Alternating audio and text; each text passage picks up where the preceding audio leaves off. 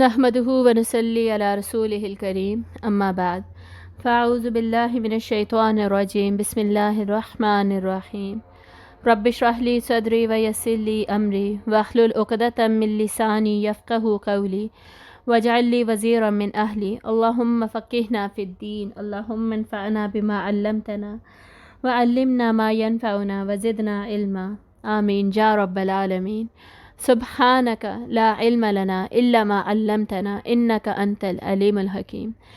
آج ہم سورۃ الصف کو ڈسکس کرنے جا رہے ہیں جو کہ اس پارے کی 4th سورت ہے، اور یہ بھی مدینہ میں نازل ہوئی، مدینہ کے مڈل دور میں نازل ہوئی، جبکہ ہم جانتے ہیں مسلمانوں کی تعداد ایک دم سے بڑھ کر بہت زیادہ ہو چکی تھی۔ مکہ سے جو مسلمان ہجرت کر کے مدینہ آئے تھے وہ کتنے تھے؟ اراؤنڈ 200، اس سے زیادہ نہیں تھے، ٹھیک ہے، کیونکہ بدر میں ہمیں پتہ ہے کہ 300 لوگ تھے جنہوں نے کہ جنگ لڑی ہے، غزوہ میں حصہ لیا ہے، لیکن وہ سینس اچانک ہوئی تھی، بہت سارے لوگ مدینہ میں بھی موجود تھے اس وقت، تو آپ سمجھیں 200 مہاجرین تھے ٹوٹل ہوں گے، باقی مدینہ کے ملا کے ٹوٹل 400 ہو جائیں گے اگر 300 نے جنگ لڑی تھی تو، ٹھیک ہے، اور باقی لیکن اب 5 ہجری تک کیا ہو رہا ہے، ارد گرد کے بہت سارے قبیلے بھی مسلمان ہو رہے ہیں، تیزی سے مسلمانوں کی تعداد بڑھ رہی ہے، جو نیو مسلمز ہیں ان کی کوانٹیٹی، ان کا نمبر بہت زیادہ بڑھ گیا تھا۔ اب جو مہاجرین تھے ان کے لیے تو اللہ تعالیٰ نے باقاعدہ تربیت سے ان کا آغاز کیا، پورے مکی دور میں ان کو ایمان اور تزکیہ سکھایا گیا، ان کو تیار کیا گیا قربانی اور ایثار کے لیے۔ الٹیمیٹلی مدینہ میں پھر سخت احکامات آنے شروع ہوئے اور جہاد غزوات کا آغاز ہو گیا، تو وہ تو اندر سے اپنے دل سے اپنے روحانی طور پر مکمل طور پر تیار تھے اس لائف کے لیے۔ جو نیو مسلمز تھے ان کی ڈیفینیٹلی یہ والی تربیت نہیں ہوئی تھی، ان سے مطالبہ کیا تھا؟ اب وہ آتے ہی اپنے ایمان پر بھی کام کریں اور ساتھ ساتھ ہی اپنے عمل پر بھی کام کریں، جو کہ بیسکلی ہم سے بھی ریکوائرمنٹ ہے، ہم سے بھی یہ ریکوائرمنٹ نہیں ہے کہ پہلے جی آپ ایمان پہ 5 سال لگائیں اس کے بعد آپ عمل میں آئیں، یہ دونوں کام ہمارے ساتھ ساتھ ہوں گے، لیکن ڈیفینیٹلی اس میں پھر امپلیمنٹیشن کے لیول میں تھوڑا سا فرق آ جاتا ہے۔ تو یہی بیسکلی یہاں پر ہو رہا تھا، مسلمانوں کی تعداد بہت زیادہ ہو گئی، لیکن جو السابقون الاولون کے ایمان کا حال تھا دونوں مہاجرین اور انصار میں سے، وہ نئے مسلمانوں کا نہیں تھا۔ لیکن آپ اس کو یہ نہ سمجھیے گا کہ بہت زیادہ فرق تھا، آپ سمجھیں کہ 100% سے صرف 99% کا فرق آیا ہوگا، 1% کا صرف فرق آیا ہوگا، ٹھیک ہے۔ صحابہ کے بارے میں ہم یہی سوچ سکتے ہیں، تو ہمارے تو آج کل حالات اتنے برے ہیں کہ ہم 10-20% پہ آ چکے ہیں، ٹھیک ہے۔ تو اتنے سے ڈفرینس پر بھی اللہ تعالیٰ نے یہ صورت نازل کی، اور اس صورت میں اللہ تعالیٰ نے اسٹائل اسلوب کیا رکھا بیسکلی، کہ ہمیں بتایا کہ ہماری زندگی گزارنے کا طریقہ کیا ہونا چاہیے، کس مقصد کو ہم نے لے کر چلنا ہے، اور ہمارا ویژن، مشن، پرپز وغیرہ کیا ہوگا۔ بیسکلی تھا کیا، ان لوگوں کا جو کہ ہائیسٹ لیول تھا نا، اس سے تھوڑا سا ڈفرینس آنے لگا، اس طریقے سے آپ اس بات کو سمجھیے۔ تو وہ جو ڈفرینس آ رہا تھا نا بیسکلی، اس کو ٹیکل کرنے کے لیے اب اس صورت میں پرٹیکولرلی ڈائریکٹ ایڈریس کر کے دوبارہ مسلمانوں کو ان کی زندگی کا رستہ، مقصد اور بیسکلی مشن کیا ہے، ویژن کیا ہے، آپ کا پرپس کیا ہے، یہ یہاں پر سمجھایا جا رہا ہے۔ یہ سٹائل ہے صورت کا، یہ اسلوب ہوگا اس صورت کے اندر۔ چھوٹی سی صورت ہے، بالکل 14 آیات ہیں، آیات کا سائز بھی بہت چھوٹا ہے، اور اس صورت کا پھر ٹاپک کیا ہوگا، بیسکلی اس کا ٹاپک ہے، اس میں ہمیں پتہ چلتا ہے رسول اللہ صلی اللہ علیہ وآلہ وسلم کا مقصد بعثت، آپ صلی اللہ علیہ وسلم کو کس مقصد کے لیے مبعوث کیا گیا، مطلب نبوت دی گئی، رسول اور نبی آپ کو کیوں بنایا گیا، یہ ہمیں پتہ چلے گا، اور پھر اس کے ساتھ ہی ہمارا اس میں کیا رول ہونا چاہیے، ہمارا اس میں کردار عملی طور پر، اور انقلابی جدوجہد ہماری کیا ہونی چاہیے اس کے اندر، اور اس کے نتیجے میں پھر ہمیں موٹیویشن دی گئی ہے، ہمیں ریوارڈ کیا ملے گا، یہ ہم پڑھنے جا رہے ہیں، ٹھیک ہے۔ اور یاد رکھیے گا، جب بھی کوئی انقلاب لے کر آنا ہوتا ہے، جب بھی کوئی تبدیلی، چینج لے کر آنی ہوتی ہے، تو وہ ہمیشہ شروع کہاں سے ہوتی ہے؟ ایک نظریے سے شروع ہوتی ہے۔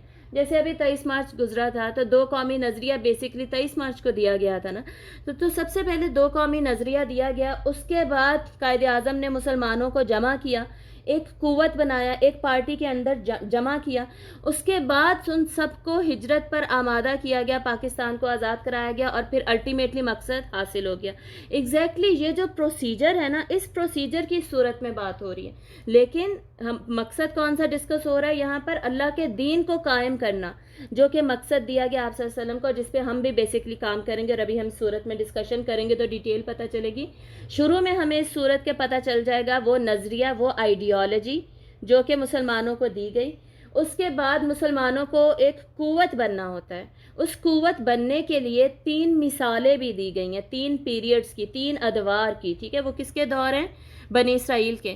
بنی اسرائیل نے حضرت موسیٰ علیہ السلام کے دور میں کیا کیا، پھر حضرت عیسیٰ علیہ السلام کے دور میں کیا کیا، پھر حضرت محمد صلی اللہ علیہ وآلہ وسلم کے دور میں بھی انہوں نے کیا کیا۔ چھوٹی سی صورت ہے لیکن ایک ایک آیت کے اندر نا یہ ساری ڈسکشنز ہیں، ڈیٹیلز ہیں۔ اس کے بعد الٹیمیٹلی ان کی یہ قوت بننے کے بعد کیا ہوگا؟ پھر ہوگا جہاد، اور پھر کیا ہوگا؟ پھر الٹیمیٹلی مقصد حاصل ہو جائے گا۔ تو یہ ہم نے صورت کا ایک اوور ویو دیکھ لیا۔ اب اس کو ہم انشاءاللہ آغاز کرتے ہیں۔ یہ المسبحات میں سے ہی ایک صورت ہے۔ المسبحات کون سی صورتیں تھیں؟ جو کہ اللہ تعالیٰ کی تسبیح کے بیان سے شروع ہوتی ہیں۔ ان سب کے علاوہ سورۃ الاعلیٰ آپ لوگوں میں سے زیادہ تر کو آتی ہوگی، جو کہ 30 پارے میں ہے۔ وہ کیسے شروع ہوتی ہے؟ سبح بسم ربک، ایک سیکنڈ رکیے گا جی، سبح اسم ربک الاعلیٰ، ٹھیک ہے؟ سبح سے ہی بیسکلی شروع ہوتی ہے، جیسے میں پہلے بھی بتا رہی تھی، فعل امر سے، صحیح؟ فعل امر سے شروع ہونے کا کیا مطلب ہے؟ وہاں پر باقاعدہ حکم دیا جا رہا ہے کہ تسبیح کرو۔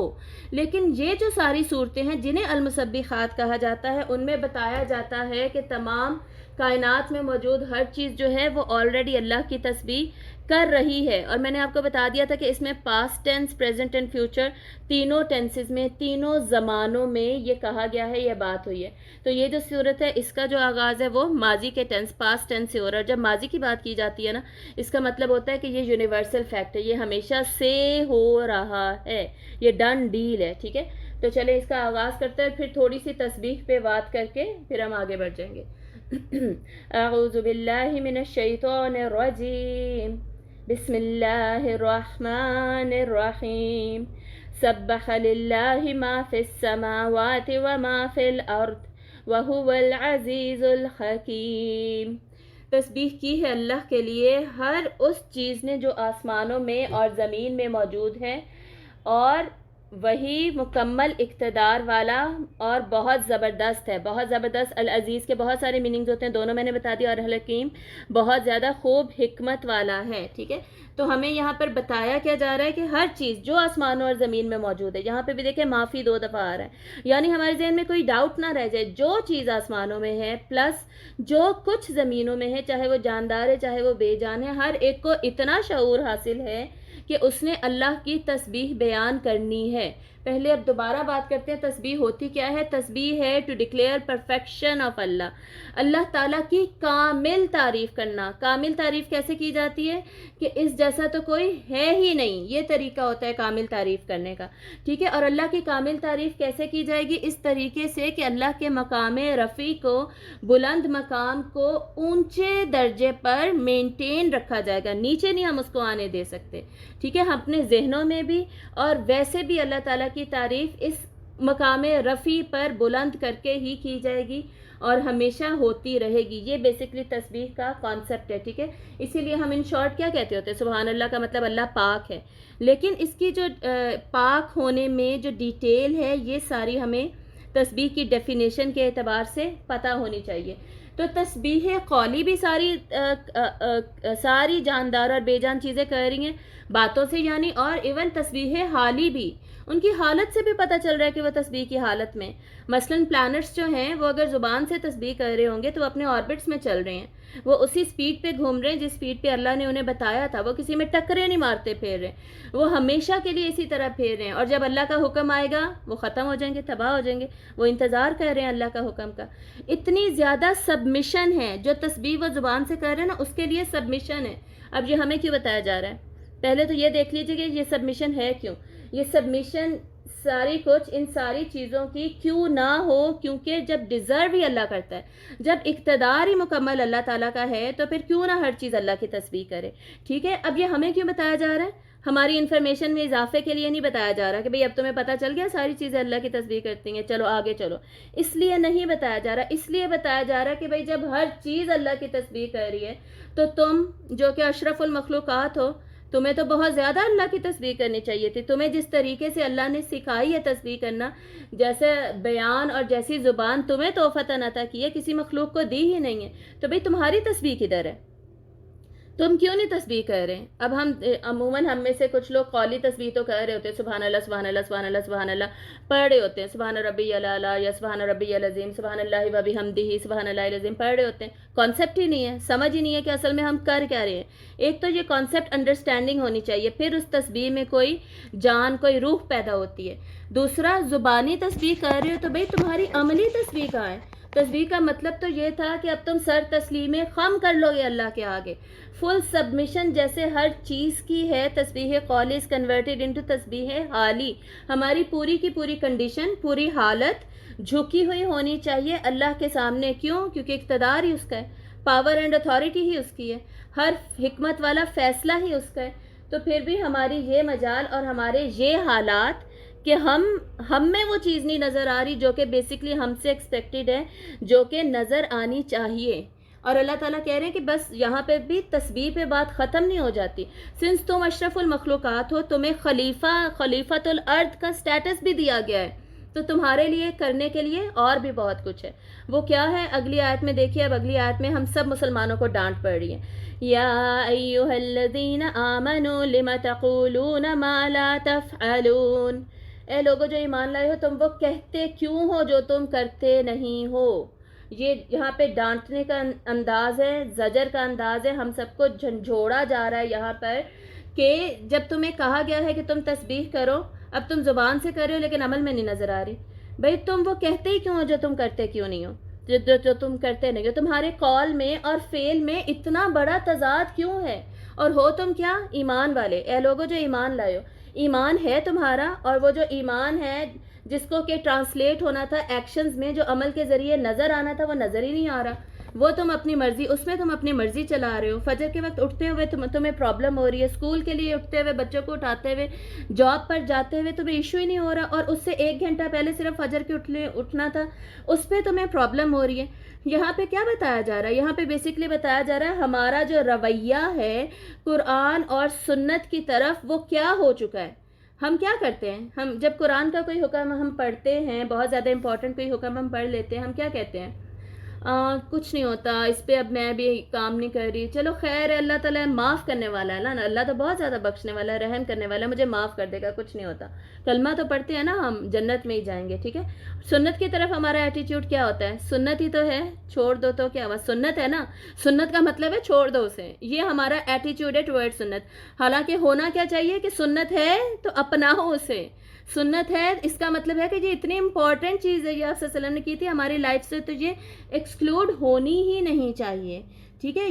یہ ایک کسی بھی کام کا نا سنت ہو جانا اس چیز کو فرض کر دیتا ہے ہمارے اوپر، اس چیز کی اہمیت بڑھا دیتا ہے ہمارے لیے، لیکن ہم اس کی اہمیت کم کر دیتے ہیں. ہم کیسے دیکھتے ہیں کہ فرض تو نہیں ہے نا، سنت ہے، اس کا مطلب ہے ہم اسے چھوڑ سکتے ہیں، بس چھوڑ کے آرام سے آگے چلتے ہیں. ہم کیا کرتے ہیں؟ ہمیشہ رخصت کا رستہ لینے کی کوشش کرتے ہیں. اور جو عظیمت کا رستہ ہوتا ہے، بیسکلی تقویٰ جو ہے وہ ہے ہی عظیمت پر، اونچے لیول پر ہے. رخصت کیا ہے؟ ایزی کام، بس جو ضروری تھا بس ٹچ کر کے نا میں ہر چیز کو چلتی جاؤں. مجھے کسی بھی حکم میں، اللہ تعالیٰ کے کسی بھی حکم کو نا مکمل زندگی پہ امپلیمنٹ کرنا نہ پڑ جائے. یہ ہمارا ایٹیٹیوڈ ہے آج کل. ہمارے کال کیا ہے ہمارا؟ بس اللہ اور رسول کے لیے جان دے دوں، بس موقع آئے کسی طرح جان دے دوں. ہمارا باتیں ہماری یہ ہوتی ہیں، مرنے کے لیے تیار ہیں، جینے مرنے کے لیے. اور لیکن انہی احکامات کو جب عمل کرنے کی بات آتی ہے ڈے ٹو ڈے لائف میں، اس پہ ہماری جان نکل جاتی ہے. اللہ تعالیٰ کی ایکسپیکٹیشن ہم سے کیا ہے؟ سمعنا و اطعنا، کہ سن لیا ہم نے اطاعت کر لی. جیسے جیسے قرآن میں احکامات آ رہے ہیں، ہم نے سننا ہے اور ساتھ ساتھ ان کی اطاعت کرنی ہے.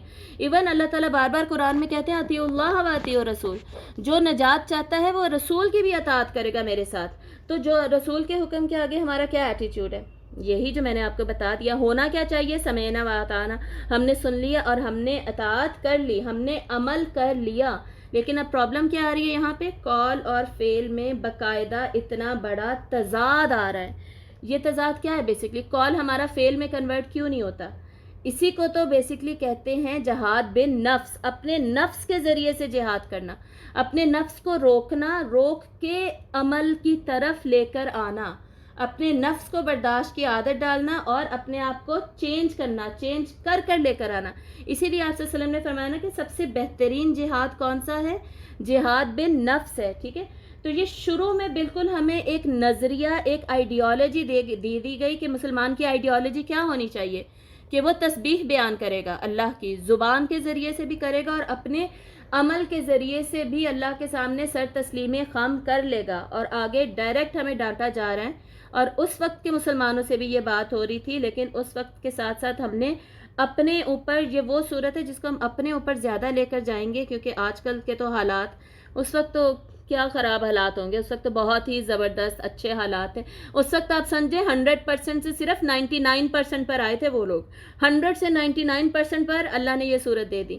ہمارے کیا حالات ہیں؟ ہم 100% سے 20 پتہ نہیں 10%، کتنا ہم لوگ اپنے عمل میں، ایمان میں گر چکے ہیں، ایمان کے لوئسٹ لیول پہ، ہم سروائیول لیول پر چل رہے ہیں، سروائیول موڈ پہ چل رہے ہیں۔ جیسے گیمز میں سروائیول موڈ ہوتا ہے نا، کہ بس بچ جائیں، بس اینڈ سے نا ہم بچ جائیں کسی طرح، بس جان چھوٹ جائے۔ یہ ہمارے حالات ہیں بھئی۔ وہ اللہ کی محبت اور رسول کی محبت کہاں گئی؟ جب محبت ہوتی ہے کسی سے تو اس کے لیے تو ہم اپنی زندگیاں بدلنے کے لیے تیار ہو جاتے ہیں، صرف جان دینے کے لیے۔ یہ جو لوگ کہتے ہیں نا بس جان دے دیں گے اور عمل نہیں ہوتا ان کی لائف میں، وہ بھی ویسے کوئی، وہ تو تب پتہ چلے گا نا جب جان دینے کا موقع آئے گا، جان دیتے ہیں کہ نہیں دیتے، ٹھیک ہے؟ تو بیسکلی ریکوائرمنٹ کیا ہے؟ ساری زندگی ہماری، ایک ایک قدم جو ہم اٹھاتے ہیں وہ سب بدل جائے اللہ کے اور رسول کے احکامات کے مطابق۔ اور اگر وہ نہیں بدل رہا، ہمارا معیار، ہمارا سٹینڈرڈ اتنا لو ہو چکا ہے، تو نہ ہمارے ایمان میں گہرائی ہے، نہ ہمارے اندر ایثار اور قربانی کا جذبہ ہے، نہ ہی اللہ اور رسول سے وہ محبت ہے جو کہ محبت ہم سے ریکوائرڈ ہے۔ دیکھیں یہ جو محبت ہوتی ہے نا، میں بولوں مجھے اپنے بچے سے بڑی محبت ہے، لیکن نہ میں اس کے لیے کھانا بنا سکتی ہوں، نہ اسے پانی دے سکتی ہوں، نہ کچھ بھی نہیں اس کے لیے کر سکتی، ٹھیک ہے؟ اس کی کوئی ضرورت ہی نہیں پوری کر سکتی، تو یہ کیا محبت ہے میری؟ یہ میری جھوٹی محبت ہے، ٹھیک ہے؟ یہ جھوٹا دعویٰ ہے میرا۔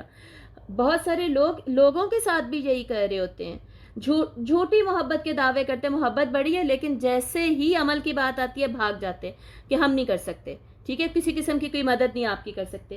یہی ایٹیٹیوڈ، یہ ہمارا قول اور فعل میں تضاد آج کل کے زمانے میں اتنا زیادہ بڑھ چکا ہے کہ یہی معاملہ ہم نے اللہ کے ساتھ رکھا ہوا ہے۔ ہم کیا کرتے ہیں؟ پک اینڈ چوز کرتے ہیں اپنے ریلیجن میں سے، جو آسان ہے بس وہ میں کر لوں۔ اب جس میں بہت زیادہ گرمی لگ رہی ہے، بہت زیادہ مشکل آ رہی ہے، شروع سے ہماری تو خاندان میں ایسے ہی ہوتا تھا، ایسے ہی کریں گے ہم، اس کو نہیں بدل سکتے۔ ان سارے معاملات میں کیا ہوتا ہے؟ بس جو چل رہا ہے، جیسے چلتا ہے چلتے رہے، ہم نے نہیں بدلنا، ٹھیک ہے؟ یہ اتنی ناراضگی کی یہ بات ہے اللہ تعالیٰ کے نزدیک کہ اگلی آیت دیکھیے، اسی کو اللہ تعالیٰ آگے کنٹینیو کر رہے ہیں، کبر مقتا عند اللہ ان تقولوا ما لا تفعلون۔ بڑی ہی ناراضگی کی بات ہے یہ اللہ کے نزدیک کہ تم وہ کہو کہ جو تم کرتے نہیں ہو، تمہارے قول اور فعل میں تضاد۔ اب مسلمان کی زبان کیا ہوتی ہے؟ مسلمان کی زبان کی اس کے نزدیک اتنی زیادہ امپورٹنس ہونی چاہیے کہ جو میں نے کہہ دیا وہی میں کروں گا، بس میں نے کہہ دیا۔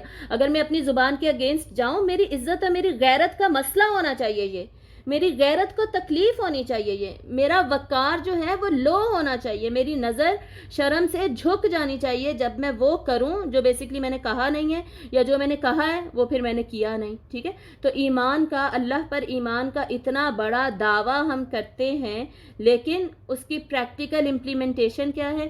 اس کی ریکوائرمنٹس کیا ہے؟ نہ ہم وہ ساری زندگی سمجھنے کی کوشش ہی نہیں کرتے، عمل کیا کرنا ہے یہی نہیں کوشش کرتے کہ ہمیں پورا کا پورا قرآن مجید سمجھ میں آ جائے، ساری حدیثیں ہی ہمیں پڑھ لیں، ہمیں ساری زندگی ہم علم حاصل ہی کرتے رہیں تاکہ ہم اسی کو عمل میں ٹرانسلیٹ کریں، ورنہ کیسے پتہ چلے گا کہ عمل کیا کرنا تھا، ٹھیک ہے؟ تو اللہ تعالیٰ کے نزدیک اتنی زیادہ یہ ناراضگی، بیزاری کی بات ہے، شدید بیزاری کی، کبورا، اور کتنے زیادہ سخت الفاظ ہیں یہ جہاں پر، یہ جو ہمیں یہاں پر بتائے جا رہے ہیں، یعنی اللہ تعالیٰ کو سخت ناپسند ہے یہ بات۔ اور ہمیں یہ بھی پتہ ہے کہ یہ بیسیکلی منافقین کی کریکٹرسٹک ہوتی تھی، ٹھیک ہے؟ قول و فعل میں تضاد، اور وہ تو 5 نمازیں بھی پڑھتے تھے بھائی مسجد میں جا کے، آپ صلی اللہ علیہ وسلم کے درس بھی لیتے تھے۔ ہم تو 5 نمازیں، ہمارا تو یہ لیول ہو گیا، نمازیں بھی پوری نہیں ہو رہی ہماری، ہمارے روزے جو رمضان میں اگر چھوٹ جاتے ہیں بعد میں ہمارے وہ بھی نہیں پورے ہو رہے، وہ بھی پینڈنگ میں چل رہے ہیں ہمارا تو سارا کچھ ہی پینڈنگ میں چل رہا ہے، اور ہم سوچ رہے ہیں بھائی بچت تو ہماری ہی ہوگی، پھر بھی جنتی تو ہم ہی ہیں. ٹھیک ہے، تو ہمیں یہ اپنے رویے جو ہے نا یہ بہت شدید دیکھنے کی ضرورت ہے. جان دینے کو تیار ہیں ہم، جہاد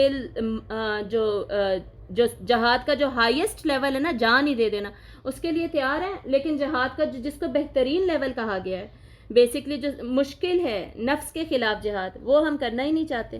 بیسکلی جس کی ابھی فی الحال وقت پہ ریکوائرمنٹ ہے وہ کرنے کے لیے تیار نہیں ہے. آگے امام مہدی آ جائیں گے تو جی جان دینے کے لیے ہم سارے تیار بیٹھے ہیں. تو جان بھی بیسکلی وہی دیں گے جن کا ایمان زیادہ ہوگا، جن کا ایمان عمل میں نظر بھی آ رہا ہوگا، وہی اس وقت اٹھ کر جائیں گے، ورنہ باقیوں میں ہمت نہیں ہوگی. باقیوں کی باتیں وہی باتیں ہی ہیں، وہ یہی کہیں گے کہ سنت ہی ہے نا.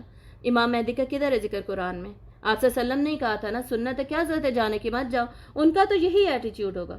خدا نہ خواستہ ہم سب کا، ہمارے بچوں کا یہ ایٹیٹیوڈ ہو. توبہ کرنی چاہیے ہمیں اس چیز سے. ہمیں اپنے یہ جو ہمارا بیہیویئر ہے ہم سب کا، یہ 2 آیتوں میں جو ایکسپلین کیا گیا ہے، اس کو ریکٹیفائی کر لینا چاہیے، ماڈیفائی کر لینا چاہیے. اللہ کے اصولوں کے مطابق ہمیں خود کو ڈھال لینا چاہیے. ٹھیک ہے، اور یہ جو آیتیں ہیں نا ان کو ہائی لائٹ کر لیں، کتنی چھوٹی سی آیتیں نا، یاد ہی کر لیں. یا ایھا الذین آمنوا، اتنا تو سب کو ہی آتا ہے. لما تقولون ما لا تفعلون، کبر مقتا عند اللہ ان تقولوا ما لا تفعلون. جو سخت اللہ تعالیٰ کو ناپسندیدہ کام تھا نا، وہ اللہ نے ہمیں بتا دیا. ٹھیک ہے، آگے اللہ تعالیٰ وہ بتا رہے ہیں جو اللہ کو محبوب کام ہے، سب سے زیادہ پسند کام ہے. وہ کیوں بتایا جا رہا ہے؟ فوراً ہی ہمیں سہارا دیا جا رہا ہے، ہمیں آسرا دیا جا رہا ہے کہ اگر تم سے غلطیاں ہو رہی ہیں تو تم اب واپس آؤ، اپنے عمل کو چینج کرو اور اس کام کی طرف آؤ جو کہ بیسکلی اللہ کو اتنا زیادہ پسند ہے. وہ کیا ہے؟ آگے دیکھیے.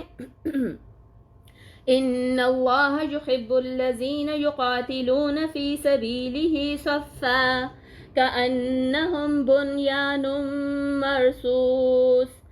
اللہ کو تو وہ لوگ محبوب ہیں جو بیسکلی اس کی راہ میں صفیں باندھ کر قتال کرتے ہیں، جیسے کہ وہ سیسا پلائی ہوئی دیوار ہوں. شروع میں بات کس کی ہو رہی تھی؟ جہاد بن نفس کی. اپنے نفس کو کنٹرول کر کے اپنے ایمان کو عمل میں لے کر آنا. اور یہاں پر اب ایک دم سے شفٹ کس پر جا رہا ہے؟ اپنی جان کے ذریعے سے جہاد کر لینا، اپنی جان ہی دے دینا. تو اللہ تعالیٰ کہہ رہے ہیں مجھے تو وہ لوگ پسند ہے. تم لوگوں کے تو ابھی بیسک لیول ہی ٹھیک نہیں ہو رہا.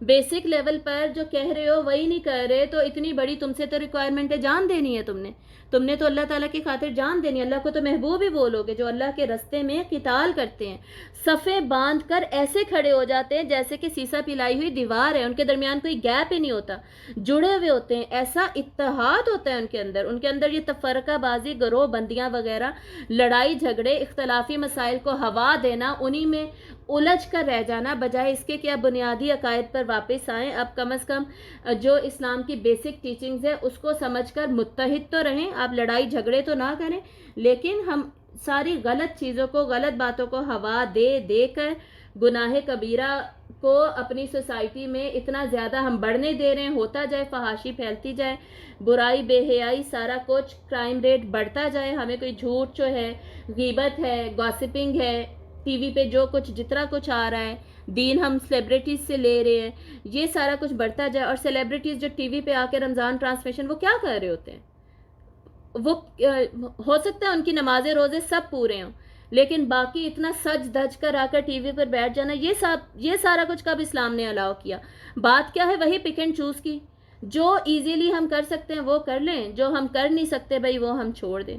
ٹھیک ہے، یقین کریں اتنی سخت گرمی میں نا میک اپ کرنا بھی اتنا ہی مشکل ہے جتنا کہ شاید پردہ کرنا ہوگا. بلکہ پردہ کرنے میں اتنی گرمی نہیں، اتنا پسینہ نہیں آتا جتنا بیس لگا کے ہمارے منہ سے پسینہ ٹپک رہا ہوتا ہے. وہ ہم برداشت کر لیتے ہیں، لیکن یہ ہم برداشت نہیں کر سکتے. اللہ کا حکم ہم برداشت نہیں کر سکتے. تو قول و فعل میں اتنا بڑا تضاد آ چکا ہے، اور ہم دین بھی کن سے لے رہے ہیں؟ ان سے جو بس میٹھی میٹھی باتیں کرنے کے لیے ٹی وی پر بیٹھے ہوئے ہوتے ہیں. اور یہ جو احکامات ہیں اللہ تعالیٰ کے قرآن مجید ہیں، ان کو ہم کیسے اگنور کر رہے ہوتے ہیں. تو اللہ تعالیٰ کہہ رہے ہیں کہ بیسک لیول سے شروع کرو، اس کے بعد ہائیسٹ لیول پر آؤ، قتال کرو اللہ تعالیٰ کے رستے میں، کیونکہ یہ اللہ تعالیٰ کو سب سے زیادہ پسند ہے. آپ صلی اللہ علیہ وسلم کی حدیث ہے کہ جس کے دل میں جہاد کی، اللہ تعالیٰ کے رستے میں جان دینے کی تڑپ نہیں ہوگی نا، خواہش بھی نہیں ہوگی، وہ منافق ہے، وہ منافقت پہ مرے گا. ٹھیک ہے. تو یہ خواہش رکھنا ہم سب کے دل میں ہونا ضروری ہے. قتال فی سبیل اللہ جب بھی کہا جائے گا تو بیسکلی اس سے اشارہ جہاد کی طرف ہی ہوتا ہے.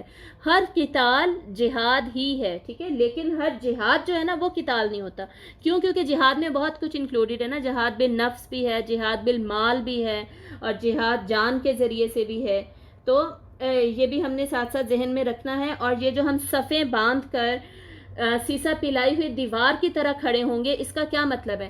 ایک تو اللہ تعالیٰ کہہ رہے ہیں کہ ہمارے اتحاد میں ہماری کامیابی ہے, ٹھیک ہے. یونائٹیڈ وی اسٹینڈ, ڈیوائڈیڈ وی فال. یہ ہم سارے اسکول میں ہی پڑھ لیا کرتے تھے چھوٹی چھوٹی اسٹوریز میں. تو جب ہم تقسیم ہو جاتے ہیں نا, گروہ بندیاں, فرقہ بندیاں, تفرقہ بازیاں, لڑائی جھگڑے, خصوصاً جو تھوڑے سے 5% اختلافی مسائل ہیں نا ہمارے دین میں, ان کو ہوا دے دے کے اچھالنا, یہ سارا کچھ ہم کیا کرتے ہیں؟ ہم بیسکلی یہ جو اللہ تعالیٰ کی ریکوائرمنٹ ہے نا, صف میں کھڑے, صف بنا کے متحد ہونا, اس کے اگینسٹ جا رہے ہوتے ہیں. ڈسپلن ہونا چاہیے ہم میں.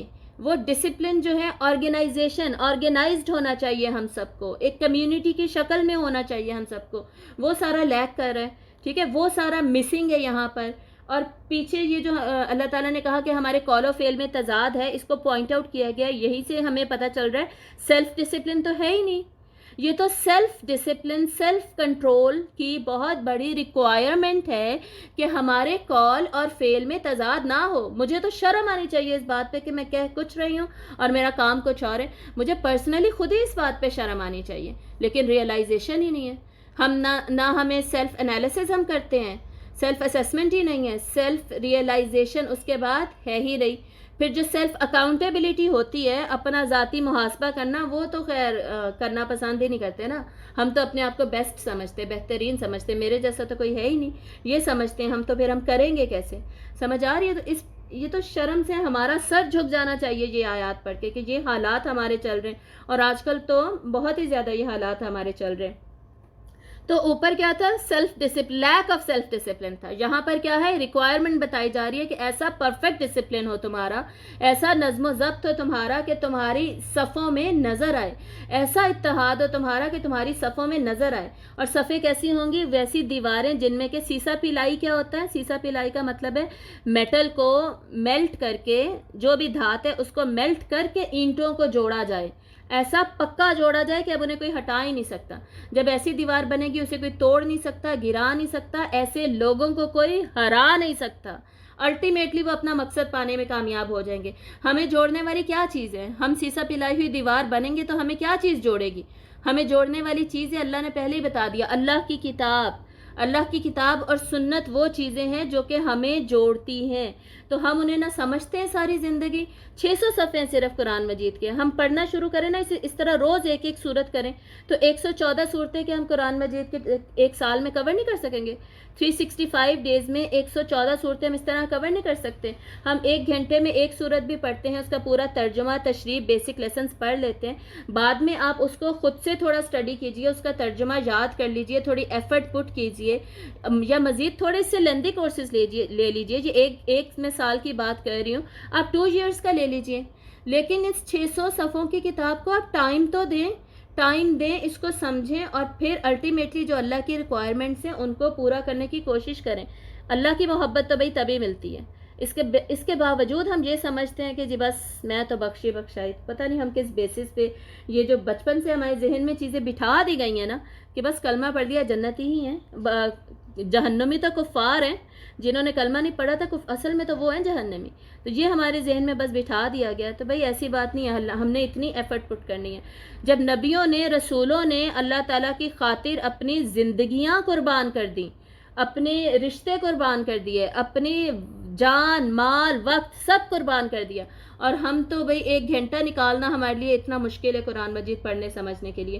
تو ہم سیسا پلائی ہوئی دیوار کے, ہمیں جوڑنے والی کیا چیز ہے؟ ہمیں اصل میں جوڑنے والی چیز قرآن اور حدیث ہی ہے. اس کو پکڑ کے رکھیں گے تو ہم جڑ کے رہیں گے. اختلافی مسائل کو ہوا نہیں دینی, تفرقہ بازیاں نہیں کرنی, اتحاد کے ساتھ اللہ کے راستے میں نکلنا ہے. جب جو جس چیز کا اللہ تعالیٰ حکم دیں گے, جو حکم ہمارے سامنے آتا جائے گا, اس کو پریکٹیکلی عمل میں لیتے آنا ہے.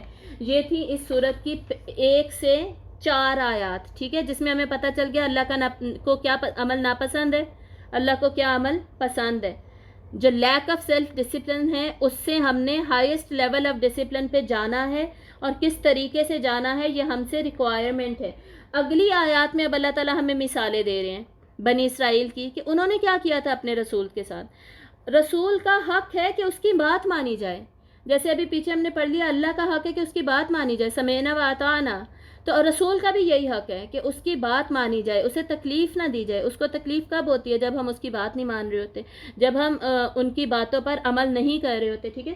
تو اگلی آیات میں 5 to 8 یہ ڈسکشن ہوگی۔ اگزامپل ہمیں کس کی دی جا رہی ہے؟ اب بنی اسرائیل کے 3 دور ان کی اگزامپل ہمیں دی جا رہی ہے کہ انہوں نے رسولوں کے ساتھ کیسا ناپسندیدہ رویہ اختیار کر کے رکھا۔ ہم نے یہ نہیں کرنا، اس لیے یہ ہمیں بتایا جا رہا ہے۔ اس کو اب دیکھیے، وَإِذْ قَالَ مُوسَىٰ لِقَوْمِهِ يَا قَوْمِ لِمَ تُؤْذُونَنِي وَقَدْ تَعْلَمُونَ أَنِّي رَسُولُ اللَّهِ إِلَيْكُمْ، اور جب کہا موسیٰ علیہ السلام نے اپنی قوم سے، اے میری قوم تم کیوں مجھے اذیت دیتے ہو، حالانکہ تم جانتے ہو، یقیناً تم جانتے ہو کہ بے شک میں اللہ کا رسول ہوں تمہاری طرف۔ یعنی جب تمہیں پتہ ہے میرا یہ سٹیٹس ہے، یا میرا یہ مقصد ہے، یا میری یہ رسپانسبلٹی ہے جس کے لیے میں تمہارے اندر بھیجا گیا ہوں، تو تمہارا آگے سے رد عمل رسپانس کیا ہونا چاہیے؟ میری بات مانو، جو میں کہہ رہا ہوں میری اطاعت کرو، اطاعت کر کے اس کو عمل میں لے کر آؤ۔ لیکن تم کر کیا رہے ہو؟ تو زوننی، تم تو مجھے تکلیف دے رہے ہو، تم مجھے ایذا پہنچا رہے ہو، اور یہ جو تکلیف اور ایذا دے رہے ہو یہ تو تمہیں کرنا ہی نہیں چاہیے تھا، تمہیں تو اس کے اگینسٹ اچھا والا عمل کرنا چاہیے تھا۔ بیسکلی یہاں پر پوائنٹ آؤٹ کس چیز کو کیا جا رہا ہے؟ ایک تو ہمیں پتہ چل گیا رسول کی نافرمانی کی بات ہو رہی ہے۔ ایذا کیا تھا اس کو بہت ساری علماء نے ایکسپلین کرنے کی کوشش کی ہے، اور اس میں بہت سارے واقعات لکھے ہیں کہ بنی اسرائیل نے کیسے کیسے حضرت موسیٰ علیہ السلام کی بات نہیں مانی تھی۔ کچھ پرسنل واقعات بھی لکھے ہیں جس میں حضرت موسیٰ کو بہت زیادہ تکلیف ہوئی۔ کبھی حضرت موسیٰ پہ ایک مرتبہ الزام لگا دیا تھا کہ بہت قسم کے الزامات لگائے تھے، اس کی ڈیٹیل میں ہمیں جانے کی ضرورت نہیں ہے۔ اور سورۃ البقرہ جب ہم پڑھتے ہیں اس میں پتہ چلتا ہے ہمیں بنی اسرائیل نے کہاں کہاں کتنے زیادہ واقعات میں حضرت موسیٰ علیہ السلام کی نافرمانی کی۔ جیسے سبت کے موقع پر، ہفتے کو جب حضرت موسیٰ نے منع کیا تھا مچھلیاں نہیں پکڑنی، حکم تو اللہ کا ہی دیتا ہے نا رسول، تو انہوں نے کیا کیا؟ ایک تعبیر نکال لی کہ جی ٹیڑھے طریقے سے ہم بس ڈال کے رکھ دیا کریں گے، پہلے دن ہی ڈال دیا کریں گے چال، اور اگلے دن ہم پکڑ لیا کریں گے، اس دن تو ہم نے کچھ نہیں کیا۔ تو اس طرح کی تعبیریں کرنے لگ گئے، اور بہت سارا کچھ جب اللہ تعالیٰ نے کہا کہ جی من و سلوہ اتارا جا رہا ہے، دیا جا رہا ہے، اس پہ اعتراضات کرنے شروع کر دیے۔ پھر جب انہیں کہا گیا کہ اب جہاد کرو، جہاد سے انکار کر دیا، ٹھیک ہے۔ انہوں نے تو بہت کچھ کیا تھا جس کی ساری ڈیٹیل ہمیں سورۃ البقرہ میں مل جاتی ہے۔ تو رسول کیا کہہ رہے کہ بھئی تم نے مجھے اتنی زیادہ تکلیف کی، اور خصوصاً اس صورت میں سنس جہاد کی بات ہو رہی ہے تو ہم یہ ازیوم کر سکتے ہیں کہ اس میں جو اس آیت میں جو اذیت کی بات ہو رہی ہے وہ ساری ہی اذیت کے واقعات ہم لے سکتے ہیں، لیکن پرٹیکولرلی جب ان کو حضرت موسیٰ نے کہا تھا کہ جہاد کرو تو آگے سے انہوں نے پھر منع کر دیا، ٹھیک ہے۔ اور اس پر حضرت موسیٰ علیہ السلام کو شدید تکلیف ہوئی تھی، یہ واقعہ سورۃ المائدہ میں بھی آتا ہے، اور اس کے نتیجے میں حضرت موسیٰ نے اللہ تعالیٰ سے دعا کی تھی، قال ربی انی لا املک الا نفسی و اخی، کہ اے میرے پروردگار میں تو اپنے اوپر اور اپنے بھائی پہ اختیار رکھتا ہوں، اب میں ان لوگوں کا کیا کروں، یہ میری بات ہی مان رہی، فَفْرُقْ بَيْنَنَا وَبَيْنَ الْقَوْمِ الْفَاسِقِينَ، تو میرے اور ان لوگوں کے درمیان میں نا یا اللہ فاصلہ کر دے، یہ میری بات نہیں مان رہے۔ کوئی بھی نبی اور رسول نا، جی تو ہم بات کر رہے تھے کہ کوئی بھی نبی اور رسول اتنی جلدی یہ دعا نہیں مانگتے کہ مجھ میں اور میری قوم میں بس فاصلہ کر دے، یا اللہ مجھے ان سے دور کر دے۔ وہ تو اپنی قوم کے اتنے زیادہ خیر خواہ ہوتے ہیں، قوم تو ان کے بچوں کی طرح ہوتی ہے۔ جیسے ہمارے بچے ہمیں تنگ کر رہے ہوں کہ ہم اللہ سے یہ دعا اتنی جلدی کر لیں کہ یا اللہ میرے بچوں کو مجھ سے دور کر دے، مجھ سے نہیں ان کے ساتھ رہا جاتا، ایسے نہیں کرتے رسول، ٹھیک ہے۔ رسول کے لیے اپنی قوم بچوں کی طرح ہوتی ہے۔ لیکن سوچیں کتنی زیادہ تکلیف ہوئی ہوگی حضرت موسیٰ علیہ السلام کو، کتنی زیادہ ایذا پہنچا ہوگا، اذیت پہنچی ہوگی، جس کی بیسس پر وہ یہ ورڈز کہہ رہے ہیں، ٹھیک ہے۔ تو اس آیت کو دوبارہ دیکھیے، وَإِذْ قَالَ مُوسَىٰ لِقَوْمِهِ يَا قَوْمِ لِمَ تُؤْذُونَنِي وَقَدْ تَعْلَمُونَ أَنِّي رَسُولُ اللَّهِ إِلَيْكُمْ، اور جب کہا موسیٰ علیہ السلام نے اپنی قوم سے، اے میری قوم تم کیوں مجھے اذیت دیتے ہو، حالانکہ یقیناً تم پکا یہ جانتے ہو کہ یقیناً میں اللہ کا رسول ہوں، تمہاری طرف بھیجا گیا ہوں، یعنی تمہارے فائدے، تمہارے بینیفٹ، تمہاری خیر خواہی کے لیے بھیجا گیا ہوں، پھر کیوں نہیں میری بات مان رہے۔ فَلَمَّا زَاغُوا أَزَاغَ اللَّهُ قُلُوبَهُمْ، پھر جب وہ ٹیڑھے ہوئے اللہ نے ان کے دلوں کو ٹیڑھا کر دیا. واللہ لا یہدی القوم الفاسقین، اور اللہ نہیں وہ ہدایت دیتا ان لوگوں کو جو کہ فاسق ہیں. تو بیسکلی انہوں نے فسق دکھایا. ریکوائرمنٹ کیا تھی؟ تقوی کی. تقوی کے اگینسٹ کیا آتا ہے؟ فاسق ہو جانا. ٹھیک ہے، تقوی کا اپوزٹ ہے بالکل فاسق ہونا، فسق. تو فسق کو انہوں نے چوز کیا، تقوی کو انہوں نے چوز نہیں کیا. اور بیچ ہی میں اس آیت کے اللہ تعالیٰ نے ایک رول بھی بتا دیا کہ جب انسان ٹیڑھا ہوگا اللہ تعالیٰ ان کے دلوں کو ٹیڑھا کر دیتے ہیں. یہ ایک رول ہے جو بیچ میں ہمیں پتہ چل رہا ہے. جیسے گمراہ اللہ تعالیٰ کن کو کرتے ہیں؟ جو لوگ خود گمراہی کو چوز کرتے ہیں اللہ تعالیٰ انہیں گمراہ کر دیتے ہیں. جان بوجھ کر بلا وجہ اللہ تعالیٰ نہ کسی کو گمراہ کرتے ہیں نہ کسی کے دلوں کو ٹیڑھا کرتے ہیں. ٹیڑھا کرنے کا مطلب یہی ہے یہاں پر کہ ہدایت کے رستے سے انہیں ہٹا دینا. تو بیسکلی جب خود انہوں نے آپٹ کیا گمراہی کے رستے پر چلنا، ہدایت کے رستے سے ہٹ جانا، باوجود اس کے کہ رسول ان کے درمیان میں موجود تھے. ہمارے تو درمیان میں ابھی رسول موجود نہیں ہے نا، لیکن ان کی باتیں، ان کی کتابیں، یہ سارا کچھ ہمارے درمیان موجود ہے. ان کی سنت، ان کی حدیث ہمارے درمیان موجود ہے، اور یہی ہمارے لیے حجت ہے. کل کو ہم یہ نہیں کہہ سکتے ہمارے درمیان رسول نہیں تھے تو جی اس لیے ہم نے عمل کم کیا، بلکہ اللہ تعالیٰ نے اس کو ہمارے لیے حجت بنایا ہے. حجت کیا ہوتا ہے؟ حجت ہوتا ہے کہ کمپلیٹ کلیئر کٹ ایویڈنس جو ہے ہمارے اگینسٹ جو یا ہماری فیور میں جو قیامت والے دن ہوگا، یہ وہ قرآن و سنت ہی ہے. کوئی یہ نہیں کہہ سکے گا، کوئی یہ ایکسکیوز نہیں دے سکے گا، بہانہ نہیں بنا سکے گا کہ نہیں یا اللہ رسول تھے نہیں مجھے تو پتہ ہی نہیں چلا، یا رسول ہوتے تو میں یہ کرتا یا کرتی ورنہ میں کیسے کرتا یا کرتی. تو یہ نہیں ہم کہہ سکتے کیونکہ اللہ نے حجت اتمام کر دی ہے، حجت مکمل ہو چکی ہے ہمارے اوپر. ٹھیک ہے، تو یہ یہاں پر ہوئی بنی اسرائیل کے پہلے دور کی بات جب انہوں نے حضرت موسیٰ علیہ السلام کی نافرمانی کی تھی. یہ ان کا رویہ تھا اللہ اور اس کے رسول کی طرف. تو یہاں پہ اب ہم کیا کر رہے ہیں؟ ہماری انفارمیشن کے لیے نہیں بتایا جا رہا، اس لیے بتایا جا رہا ہم اپنا سیلف اسیسمنٹ کر لیں، انالیسس کر لیں کہ بھئی ہم ایسا تو نہیں کر رہے. اب اگلی آیت دیکھیے، وَإِذْ قَالَ عِيسَى ابْنُ مَرْيَمَ يَا بَنِي إِسْرَائِيلَ إِنِّي رَسُولُ اللَّهِ إِلَيْكُمْ، اور جب کہا عیسیٰ ابن مریم نے اے بنی اسرائیل بے شک میں رسول ہوں اللہ کا تمہاری طرف. حضرت عیسیٰ بھی کچھ اسی طریقے کی بات کر رہے ہیں اپنے لوگوں کے ساتھ، اور یہ بھی بنی اسرائیل ہی تھے. مصدقا لما بین یدی من التوراۃ ومبشرا برسول یأتی من بعد اسمہ احمد، تصدیق کرنے والا ہوں اس کی جو مجھ سے پہلے ہے تورات میں سے، یعنی تورات میں جو جو احکامات دیے گئے ہیں میں اسی کی تصدیق کرنے کے لیے آیا ہوں، اسی پر دوبارہ مہر لگانے کے لیے آیا ہوں. میں اللہ کا رسول ہی ہوں، تو میری بات کیوں نہیں مان رہے، میری اطاعت کیوں نہیں کر رہے؟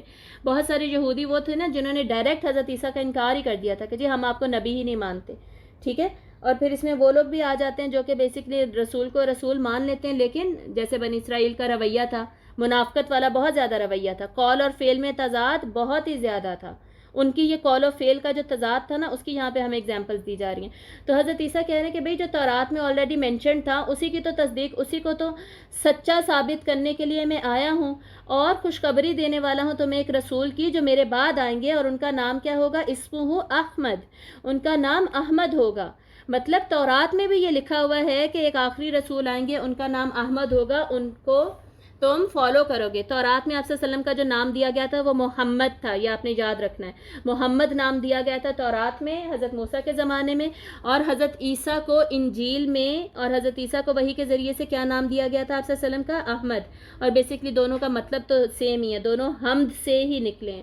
محمد جس کی بہت زیادہ تعریف کی گئی، ٹھیک ہے، اور احمد کا بھی مطلب ملتا جلتا ہی ہے، بس تھوڑا سا ہی ڈفرینس ہے. احمد بھی بیسکلی وہی ہوتا ہے جو کہ تعریف کے لائق ہوتا ہے، ٹھیک ہے، جس کی تعریف کی جانی چاہیے.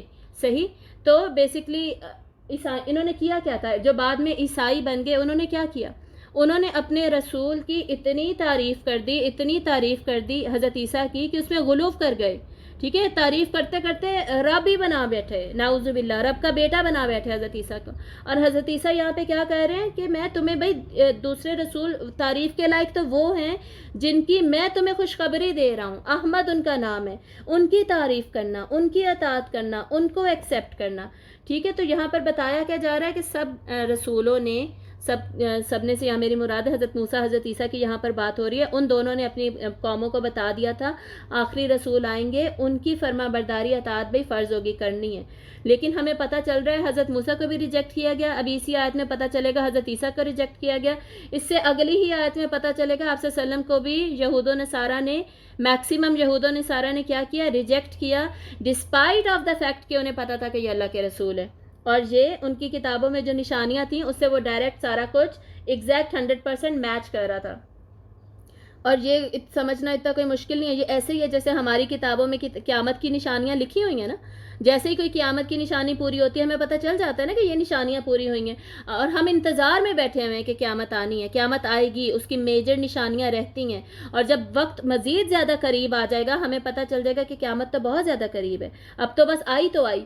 ایسے ہی ان لوگوں کو پتہ تھا کہ رسول, آخری رسول کا آنا اب اتنا قریب ہے, اب تو بس آئے ہی آئے. یہ تو نشانیاں پوری ہو گئی ساری, ایک دو نشانیاں یہ ہونے والی ہیں پوری, بس آنے آئے آئے آئے. اس طرح یہ انتظار میں تھے جیسے ہم قیامت کے انتظار میں ہوتے ہیں. لیکن جب آ گئے تو مانے کیوں نہیں, ضد کی وجہ سے, ہٹ دھرمی کی وجہ سے, کہ جی ان کی قوم میں کیوں آئے, ہماری قوم میں کیوں نہیں آئے, عربوں میں کیوں آ گئے, بنی اسرائیل میں ہی آنے چاہیے تھے.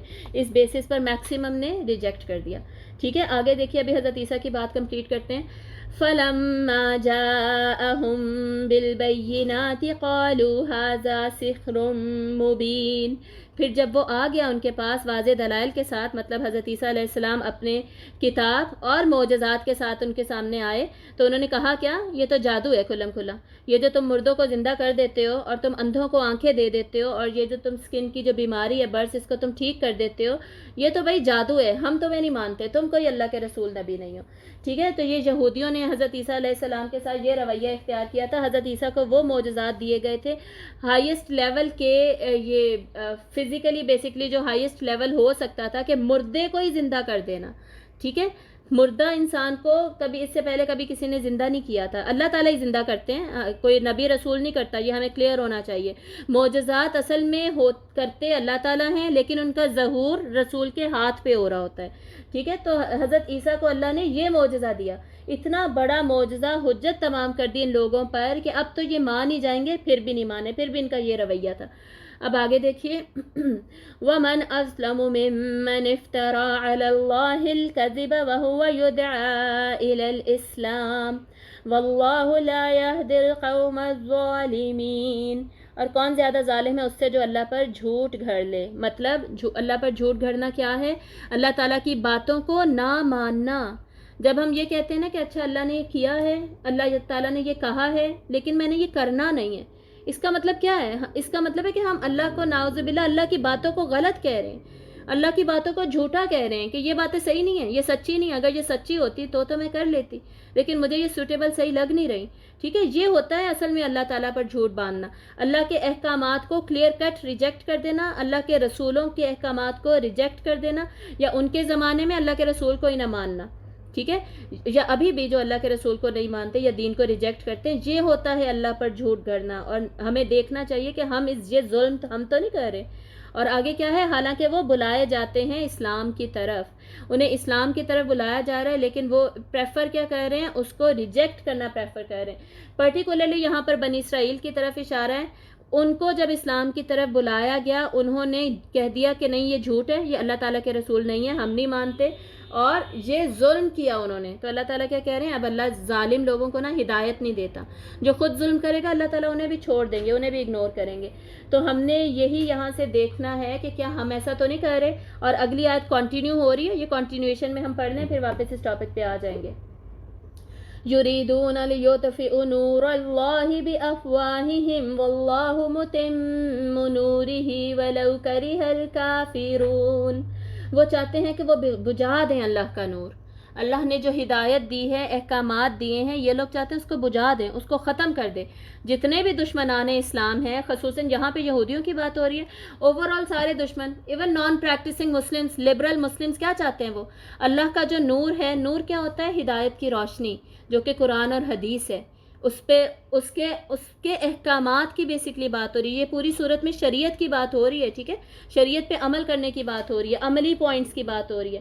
اس سارے کو یہ لوگ کیا چاہتے ہیں جن کو مشکل لگتا ہے. اور ابھی بھی ٹی وی پہ ہمارے کتنے نیوز اینکر اور کتنے انہوں نے گیسٹ بلائے ہوئے ہوتے ہیں جو اسلامک احکامات کے اگینسٹ بول رہے ہوتے ہیں, ان کے خلاف باتیں کر رہے ہوتے ہیں کہ یہ ایسا نہیں ہونا چاہیے. جب ابھی پرائم منسٹر نے سلیبس سارا چینج کیا تھا, اس میں اسلام کو انٹروڈیوس کیا تھا, اسلام کا انٹروڈکشن بڑھا دیا تھا, تو ٹی وی پہ کتنے اینکرز آئے تھے اور اینکرز کے ساتھ کتنے گیسٹ آئے تھے جو کہہ رہے تھے کہ نہیں بچوں پہ برڈن بڑھا دیا ہے, یہ کیا بات ہوئی, ایکسٹرا اسلام پڑھنا پڑے گا, قرآن کی ایکسٹرا صورتیں پڑھنی پڑیں گی. نیوز میں ٹویٹر پہ اتنا زیادہ فیمس ہوا تھا, ٹرینڈنگ پہ تھا, آپ لوگوں نے دیکھا ہوگا. تو یہ سارا کچھ کیا ہے, یہ سارے کیا چاہتے ہیں, لِيُطْفِئُوا نُورَ اللَّهِ بِأَفْوَاهِهِمْ, اپنے منہ سے اپنی پھونکے مار مار کے اللہ کے نور کو بجھا دیں. مطلب ہے سازشیں کر کے, اتنی سازشیں کریں اللہ تعالیٰ کے احکامات کے اگینسٹ, ایسے ہی ٹی وی پر آ کر یا ویسے ہی پروپیگنڈا کر کے یا ڈفرینٹ مارچ کر کے اللہ تعالیٰ کے احکامات کے اگینسٹ ایسے کھڑے ہو جائیں کہ اللہ کی ہدایات کو, نور کو, روشنی کو بجھا کے رکھ دیں. اللہ تعالیٰ کیا کہہ رہے ہیں, واللہ متم نورہ, اور اللہ تو اپنے نور کو پورا کرنے والا ہے. اس میں پوائنٹ ٹو بی نوٹڈ پتہ کیا ہے, اس کو ذرا دھیان سے دیکھیں. یُطْفِئُ جو ہے یا سے شروع ہو رہا ہے, یہ فعل مضارع ہے, ٹھیک ہے. فعل کیا ہوتا ہے, زمانے کے اعتبار سے ہوتا ہے, ہمیشہ ٹیمپریری ہوتا ہے. ان کی یہ کوششیں ٹیمپریری ہیں, تھوڑا سا ہو سکتا ہے جیت مل جائے, ہمیشہ کے لیے جیت نہیں ملنے لگی. الٹیمیٹلی کفار, یہ دشمنان اسلام کی بیسکلی بات ہو رہی ہے, اسلامو فوبک جتنے بھی لوگ ہیں ختم ہو جائیں گے. اللہ متم نورہ, متم کیا ہے, یہ بیسکلی اسم ہے, اور اسم جو ہوتا ہے نا اس میں پرماننس کا میننگ آتا ہے, پرماننٹ, پورا کرنے والا ہے نور کو. اس میں پرماننس کا میننگ شامل ہے, مطلب ہمیشہ ہمیشہ ایسا ہی ہوگا الٹیمیٹلی, اور ابھی بھی اللہ کا نور پورا ہو کر رہے گا. اللہ کی ہدایات پر عمل پیرا سارے کے سارے ہو کر رہیں گے, اللہ کے دین کی اقامت ہو کر رہے گی.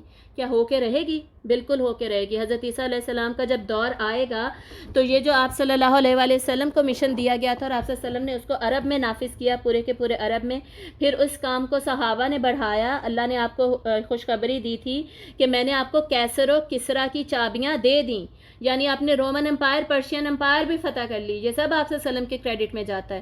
اس کے بعد اب حضرت عیسیٰ اینڈ میں آئیں گے تو اس پورے نظام کو الٹیمیٹ ہائیسٹ لیول پر نافذ کر دیں گے, پھر رول کریں گے اور اس کے بعد الٹیمیٹلی شادی کریں گے, ان کے بچے ہوں گے, پھر ان کی ڈیتھ ہوگی, ٹھیک ہے. تو وہ اقامت دین الٹیمیٹلی 100% کر کے دکھائیں گے. اور اس سے پہلے بھی ہم نے دیکھ لیا عرب میں کیسے اقامت دین ہوا. اس کے بعد حضرت عمر کے زمانے میں خصوصاً, باقی صحابہ کے زمانے میں بھی ہوا, لیکن حضرت عمر کے زمانے میں حضرت عمر فاروق رضی اللہ تعالیٰ عنہ, اس کے بعد حضرت عمر بن عبدالعزیز رحمہ اللہ, ان سب کے زمانوں میں کیا ہوا تھا, اتنا ہم نے اقامت دین کو دیکھ لیا. اور اس کے بعد حضرت عیسیٰ کے زمانے میں ہم دیکھ کے ہٹیں گے, ٹھیک ہے. تو جو لوگ اسلام کے اگینسٹ جاتے ہیں وہ ہار جائیں گے. ہم نے یہ دیکھنا ہم کون سی پارٹی میں ہیں. ہم اسلام کے اگینسٹ جانے والے, ہمیں احکامات اللہ کے مشکل لگ رہے ہیں, ہم ان کے اگینسٹ بولنے والوں میں ہیں یا ان کو امپلیمنٹ کرنے والوں اور کرانے والوں میں ہیں. ہم اپنے گھروں میں, اپنی زندگیوں میں ہم نے کون سے اللہ کے احکامات کو نکالا ہوا ہے, اپنی چوائس پر ہم نے نکالا ہوا ہے اللہ تعالیٰ کے احکامات کو کہ یہ تو بڑا مشکل کام ہے, مجھ سے تو نہیں ہوتا, میں یہ نہیں کر سکتی. تو یہ جو ہم کر رہے ہیں نا اپنی زندگیوں میں پک اینڈ چوز, تو وہ ان کو پھر اس میں وہ حصہ کیسے ڈالیں گے اللہ کے نور کو قائم کرنے کے لیے. آگے اللہ تعالیٰ کہیں گے کہ بھائی میرے انصار بنو, میرے مددگار بنو, وہ اس میں کیسے حصہ ڈالیں گے. Change begins within, charity begins at home. جو تبدیلی ہوتی ہے وہ تو شروع سے اپنے آپ سے شروع ہوتی ہے. چیریٹی, صدقہ, نیکی گھر سے شروع ہوتی ہے, گھر میں ہی ہم تبدیلی نہیں لے کر آ رہے. کس نے کہا ہے کہ بھئی آپ فجر کے وقت نہ اٹھیں, ہم پہ کسی نے پابندی لگائی ہوئی ہے. کس نے کہا ہے کہ بھئی آپ گاسپنگ چھوڑ دیں, بیک بائٹنگ چھوڑ دیں, آپ ہر وقت فون پہ نہ لگی رہا, آپ فون پہ ہی لگی رہا کریں. کسی نے کہا ہے ہم سے بس آپ ہر وقت سوتی ہی رہا, سو کر آپ ٹائم گزار لیں. قرآن کی تعلیم لینے کے لیے آپ کہیں مت جائیے گا, نہ صبح کے وقت آپ اٹھیے گا, ٹھیک ہے. پردہ تو آپ نے بالکل نہیں کرنا, یہ تو کوئی ضروری ہے ہی نہیں, یہ تو ایویں ہی لکھا ہوا تھا قرآن میں, بس ایسے ہی, نعوذ باللہ. یہ تو اس زمانے کی عورتوں کے لیے تھا, ہمارے لیے تو ہے ہی نہیں. اور اس زمانے کی بھی عورتیں وہ کہ جب ان کو حکم آیا ہے, ایک عورت ایسی نہیں تھی جس نے اپنا چہرہ نہیں ڈھانپ لیا. چادر سر سے گرانے کا مطلب ہے گھونگھٹ نکال لیا, سارا اپنے چہرے تک سب چھپا لیا. ایک عورت ایسی نہیں تھی جو حکم آیا اور عصر کے وقت سب تیار تھے. اور ہمارے کس نے نکالے یہ احکامات ہمارے گھروں سے. Charity begins at home. ہمارے گھروں سے نیکیاں کس نے نکالی ہیں؟ کسی اور نے نکالی ہیں باہر سے آ کر. یہ ہمارا اپنا کیا دھرا ہے کہ ہم اپنے اسلام کو اپنے گھر میں بھی اپنی ذات پہ نہیں امپلیمنٹ کر سکتے. پھر ہم کہتے ہیں جی میرے بچے نماز نہیں پڑھتے، میرے بچے میری بات نہیں مانتے، میرے بچے یہ میرے بچے وہ. جب بچوں کو نماز کے لیے اٹھایا نہیں ٹائم پہ، انہیں یہ بتایا کہ جی اسکول امپورٹنٹ ہے، ایگزامز امپورٹنٹ ہے، ایگزامز آئے نا روزے بھی چھوڑ دو، ایگزامز آئے تو نماز کچھ نہیں ہوتا، نماز نہیں پڑھی کوئی بات نہیں. جب ہماری پرائیورٹیز خود ہی میسڈ اپ ہیں تو ہم دوسروں سے کیا توقع رکھتے ہیں، کیا ایکسپیکٹیشن رکھتے ہیں؟ کل کو جب یہ اقامت دین کا کام ہو رہا ہوگا نا میکسیمم لیول پہ، امام مہدی کے زمانے میں، حضرت عیسیٰ کے زمانے پہ، تو یہ جو لو لیول کے ایمان کے لوگ ہیں وہ تو پھر سائڈ پہ ہو جائیں گے بالکل. ان کا تو پھر اس میں بھی رول نہیں ہوگا. جو اپنے گھر میں تبدیلی نہیں لا سکتے وہ دین میں بھی بڑے لیول پر کام نہیں کر سکتے. تو ہمیں شروع سے ہی اپنے اندر تبدیلی لانی ہوگی. اللہ تعالیٰ نے یہاں پر بتا دیا، یہ یونیورسل فیکٹ بتا دیا، واللہ متم نورہ ولو کرہ الکافرون. یہ جو ریجیکٹرز ہیں چاہے انہیں برا لگتا رہے، انہیں تکلیف ہوتی رہے، اللہ کا نور قائم ہو کر رہے گا. اللہ کا نور، اللہ کا دین کیا ہے؟ یہ اگلی آیت میں ہم پڑھنے جا رہے ہیں. ٹھیک ہے، یہ امپورٹنٹ آیت ہے، اس کو دیکھیے گا. هو الذي أرسل رسوله بالهدى ودين الحق ليظهره على الدين كله ولو كره المشركون. وہی ہے جس نے بھیجا اپنے رسول کو. اب یہاں پر بعثت رسول بتائی جا رہی ہے. رسول صلی اللہ علیہ وآلہ وسلم کو مبعوث کرنے کا یعنی نبوت دینے کا مقصد کیا تھا؟ اللہ نے اپنے رسول کو بھیجا ہدایت کے ساتھ. ہدایت کیا ہے؟ Clear cut instructions, set of instructions جو دی گئیں. سیٹ آف انسٹرکشنز کس میں دی گئیں؟ وہ مینول کون سا تھا؟ قرآن مجید. قرآن مجید میں انسٹرکشنز دے دیں جو کہ کلیئر تھیں، جن میں کوئی ڈاؤٹ اور کنفیوژن نہیں تھی. اور اللہ نے آپ صلی اللہ علیہ وسلم کو کیا دیا؟ ودین الحق کی، سچا دین دیا. حق کیا ہوتا ہے؟ حق کے دو مین میننگز ہوتے ہیں. ٹھیک ہے، اس آیت کو تھوڑا ٹیکنیکلی ہم دیکھنے جا رہے ہیں، اس کے پلیز پوائنٹس نوٹ کیجئے گا. حق کے دو بیسک میننگز ہوتے ہیں. ایک ٹروتھفل، سچا دین دیا، اس میں سچ ہے. اس کا مطلب ہوا جو باقی سارے طریقے، طور طریقے ہیں ہمارے، وہ غلط ہیں، وہ جھوٹے ہیں، وہ نہیں اپنانے، یہی اپنانا ہے. دوسرا حق کا مطلب ہوتا ہے یہ پرپس فل ہے، یہ با مقصد ہے. یہ جو ہمیں دین دیا گیا اس کا کوئی مقصد ہے. یعنی یہ ایسے ہی نہیں ہے بس ایسے ہی کرنا ہے کر لو، نہیں کرنا نہ کرو، یا ایسے ہی نمازیں پڑھ لی، یا ایسے ہی ہم نے کچھ کر لیا. نہیں، ایک مقصد ہم سے، ایک کوئی کام لیا جائے گا ہم سے، کوئی مشن اور ویژن ہوگا ہمارا. یہ حق یہ دونوں باتوں کو ہائی لائٹ کر رہا ہے دین کے اندر. لِيُظْهِرَهُ عَلَى الدِّينِ كُلِّهِ. اور یہ دیا کیوں ہے؟ تاکہ اس دین کو غالب کیا جائے دنیا کے باقی سارے ادیان کے اوپر.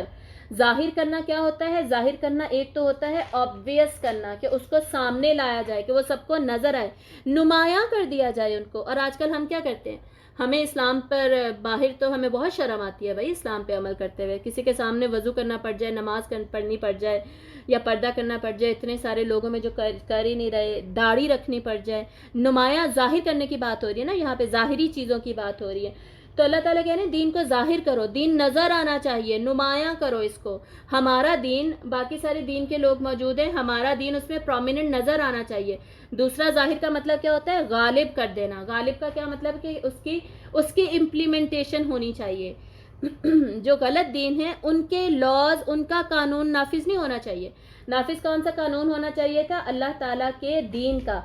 وَلَوْ كَرِهَ الْمُشْرِكُونَ. چاہے یہ بات مشرکین کو کتنی ہی بری لگے، کافروں کو چاہے برا لگے، مشرکوں کو چاہے برا لگے، بھئی ہوگا تو یہی ہو کے تو یہ رہے گا کیونکہ یہ اللہ تعالیٰ نے ڈیسائیڈ کر لیا ہے.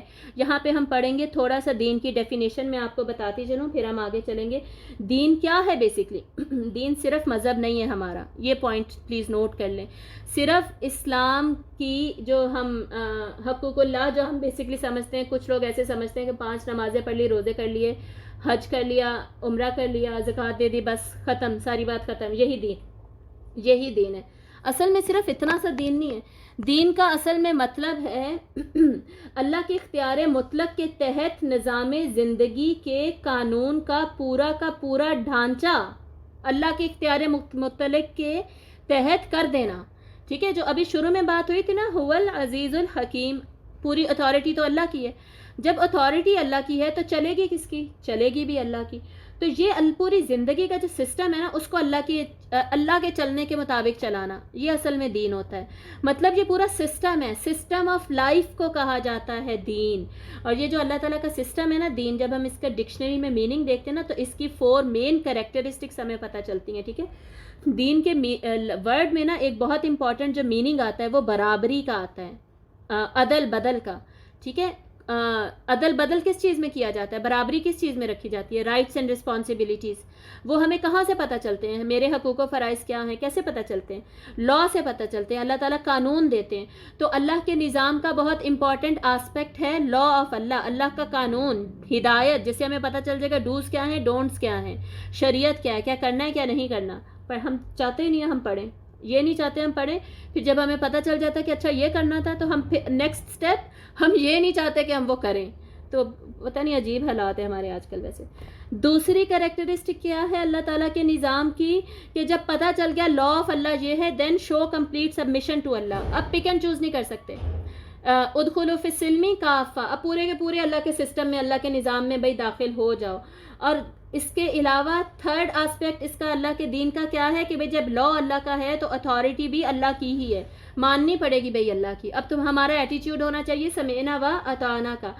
فورتھ کریکٹرسٹک دین کی کیا ہے، اللہ تعالیٰ کے دین کے نظام کی، یہ میں لکھ کے بھی آپ لوگوں کو بھیج دوں گی سارا کچھ.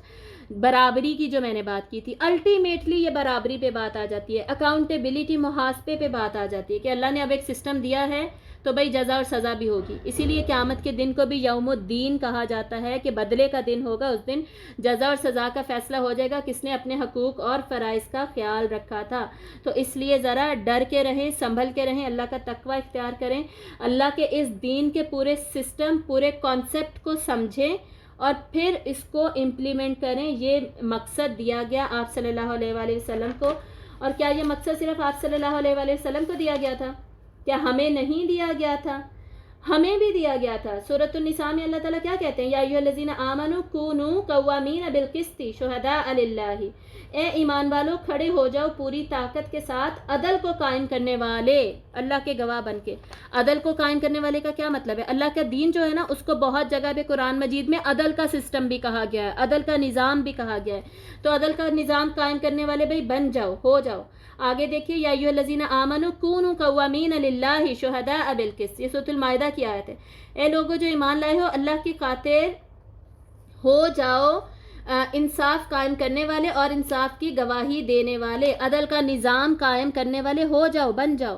ٹھیک ہے، تو یہ جو آپ صلی اللہ علیہ وآلہ وسلم کو جو مقصد حیات، مقصد مبعوث، جو بعثت، مقصد بعثت جو دیا گیا تھا، نبوت کا مقصد جو دیا گیا تھا، یہ آگے کنٹینیو ہو رہا ہے ان کی امت میں. کیونکہ اب آگے کوئی نبی، کوئی رسول نہیں آنا، نہ نبی آنا ہے نہ رسول آنے ہیں. ٹھیک ہے، تو ان کا مقصد اب ہمیں دیا گیا کہ ہم اب اس مقصد کو پورا کریں گے، اس کو آگے پہنچائیں گے. لیکن چینج کہاں سے آتا ہے؟ لما تقولون ما لا تفعلون، تم وہ کہتے کیوں جو کرتے نہیں ہو. تو جب ہمارے کال و فیل میں ہی تضاد رہے گا تو اتنے بڑے بڑے کام پتہ نہیں ہم کیسے کریں گے. تو اتنے بڑے لیول پہ پہنچنے کے لیے یہ تو ہمیں وہ آئیڈیالوجی دے دی گئی نا، انٹرنیشنل لیول پر کام کرنے کا بھی ہمیں کہا جا رہا ہے. تو ہم گھر کے اندر ہی نہیں تبدیلی، اپنے سیلف، جو ہماری اپنا سیلف ہے، اپنے نفس، اپنی ذات ہے، اسی میں نہیں ہم تبدیلی لے کر آ رہے. پھر گھر میں کیسے تبدیلی لائیں گے، پھر اپنے محلے میں کیسے تبدیلی لائیں گے، محلے کے بعد پھر قومی لیول پہ کیسے تبدیلی لائیں گے. یہاں تو انٹرنیشنل لیول کی بات ہو رہی ہے بھائی، بین الاقوامی بات ہے، یہاں پہ اتنی بڑی بات ہو رہی ہے. یہ کیسے کریں گے ہم؟ اور یہ مشن ہم ساروں کو دیا جا رہا ہے. تو اپنے اندر تبدیلیاں لانا شروع کریں، اور جو ایسا نہیں کرتا وہ خسارے میں ہے. اب ہمیں بڑا بھاری بھاری فیل ہو رہا ہے، اتنا کچھ کرنا پڑے گا، اتنی ذمہ داریاں ہمیں اس صورت میں اللہ تعالیٰ دے رہے ہیں. تو بھئی دے دیے تو دے دیے، خلیفہ تو لڑ تو ہمیں. اب اللہ تعالیٰ نے ہمیں اگر مسلمانوں کے گھر میں پیدا کیا، کسی وجہ سے ہی پیدا کیا. اللہ نے ہمیں کسی وجہ سے اسلام دیا، اسلام کے ساتھ پیدا کیا کہ بھئی دوسروں کو اب تم نے بتانا ہے، تمہارا اب یہ والا کام ہے جو اس صورت میں بتایا جا رہا ہے. اور ہمیں ڈانٹ پڑ رہی ہے شروع میں ہی کہ بھئی تم ایسا کر نہیں رہے، تم کر کیوں نہیں رہے ایسا. تم کہہ رہی ہو کہ ایمان ہے اور سر تسلیم خم تم نے کیا نہیں ہوگا. مسلم ہو، سر تسلیم خم ہے نہیں. ٹھیک ہے، ایمان ہے، عملی ایمان ہے نہیں. تو یہ کیا چکر چل رہا ہے ہمارا؟ تو اب اگر ہم یہ سوچیں ہم اس سے جان چھڑا سکتے ہیں، بڑا ہی مشکل کام ہے، مجھ سے نہیں ہوتا، میں نہیں کر سکتی. ہم نے ہر ایک نے اپنا حصہ ڈالنا ہے. واللہ متم نورہ، نور تو اللہ نے مکمل کرنا ہے اپنا. اصل میں تو اللہ نے کرنا ہے. اللہ نے ہمارے تو یہ دیکھنا ہے اللہ نے ہمارے بہاف پہ کس نے کتنا حصہ ڈالا. ہم نے اپنا 1% بھی ڈالا کہ نہیں ڈالا؟ کوئی ایفرٹ بھی کی؟ یہ شروع میں ہی ہار مان کے بیٹھ گئے؟ ہار ماننا چھوڑیں، زیرو سے ہم مائنس کی طرف جا رہے ہیں، فی الحال نیگیٹو رینکنگز کی طرف جا رہے ہیں ہم، تو اس میں سے نکل کے کم از کم ہم 1% پہ تو آ جائیں۔ کچھ تو حصہ ہم اللہ تعالیٰ کا پیغام آگے پہنچانے میں، اللہ تعالیٰ کے دین کے نفاذ میں، رسول اللہ صلی اللہ علیہ وسلم کی سنتوں کو زندہ کرنے میں، اللہ کے احکامات کو اپنی زندگی میں نافذ کرنے میں، باقیوں کو، اپنے بچوں کو اچھا مسلمان بنانے میں، اپنے اگر ہم پڑھاتے ہیں اسکول میں، کالج، یونیورسٹیز میں، اپنے اسٹوڈنٹس کو سکھانے میں، ہم سب کو دین کی طرف لے کر تو آئیں، کچھ تو ہم اپنا حصہ ڈالیں، کرنا اللہ تعالیٰ کر لیں گے، ضرورت نہیں ہے اللہ تعالیٰ کو ہماری، ٹھیک ہے؟ ان اللہ قوی عزیز، یہ ہم نے پچھلی صورتوں میں ہی پڑھا ہے، اللہ تو خود سے ہی طاقت والا ہے، اللہ تو اقتدار والا ہے، جو اقتدار والا ہوتا ہے وہ خود ہی اپنا اقتدار نافذ کر سکتا ہے، جو مکمل طاقت والا ہے اللہ المتین بھی ہے، اس کو پھر ہماری مدد کی کہاں ضرورت پڑ گئی، ٹھیک ہے؟ اللہ تو غنی بھی ہے، غنی حمید، اللہ تو بے نیاز ہے ہماری مدد ہماری ضرورت سے، یہ تو اصل میں ہمارا ٹیسٹ ہے ہم اپنا حصہ کتنا ڈال رہے ہیں۔ اللہ تو حمید ہے، خود بخود ہی تعریف والا ہے، یہ تو اب ہم پہ ہے کہ ہم اب اللہ کی حمد کو کتنا نافذ کر کے دکھاتے ہیں دنیا میں، ٹھیک ہے؟ اب اگلی آیت دیکھیے، آگے ہمیں مزید کچھ احکامات دیے جا رہے ہیں، اور احکامات کے ساتھ ساتھ ہمیں ریوارڈ بتایا جا رہا ہے کہ یہ جو تم سارا کچھ کرو گے اس کا اتنا بڑا اجر ہے۔ تو اس کو دیکھیے، یا ایھا الذین آمنوا هل ادلکم علی تجارۃ تنجیکم من عذاب علیم، اے لوگو جو ایمان لائے ہو، کیا میں تمہیں ایسی تجارت کے بارے میں بتاؤں جو کہ تمہیں دردناک عذاب سے چھٹکارا دے دے گی؟ یہ اسی تجارت کی ساری ڈیٹیلز کی بات ہو رہی تھی، ٹھیک ہے؟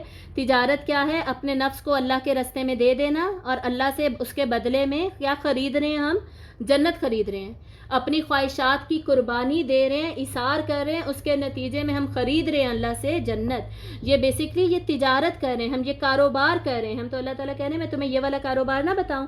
شروع میں بھی یہی بتایا گیا ہے، آگے بھی یہی بتایا جا رہا ہے، اور یاد رکھیے گا جیسے دنیاوی کاروبار تجارت میں اپنے جان مال کھپانا پڑتا ہے تو منافع ملتا ہے، ایسے ہی تو کسی بھی کاروبار میں منافع نہیں ملتا نا۔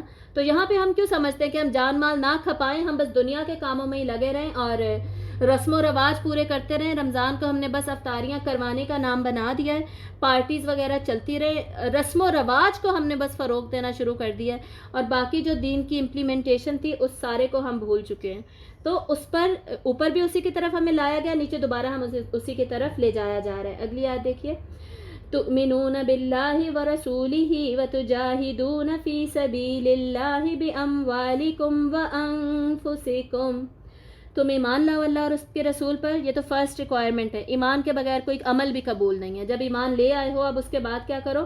اب اللہ کے راستے میں جان دو، اللہ کے راستے میں جہاد کرو، مال کے ذریعے بھی، نفس کے ذریعے سے بھی، اپنے نفس کو بھی دباؤ، اپنے نفس کو صبر کرنا سکھائیں، اپنے نفس کو برداشت کرنا سکھائیں، اپنے نفس کی باتیں نہ مانیں، اپنی مرضی کے اوپر اللہ کی مرضی کو ترجیح دیں، اللہ کے راستے میں جہاد بالنفس بھی کریں، جہاد بالمال بھی کریں، اور نفس میں جان دینا بھی آ جائے گا، الٹیمیٹلی جان دے دیں اللہ کے راستے میں، اور اپنے مال کو اللہ کے راستے میں لگائیں، اپنے وقت کو، اپنی اولاد کو، یہ جیسے ابھی ہم وقت لگا رہے ہیں اللہ کے راستے میں، اپنی اولاد کو اللہ کے راستے میں لگائیں، اپنی اولاد کو بٹھائیں، سکھائیں، اور انہیں مزید اللہ کے راستے میں لگائیے۔ اللہ تعالیٰ کہہ رہے ہیں کہ یہ تم دو، مجھے تم کیا دو؟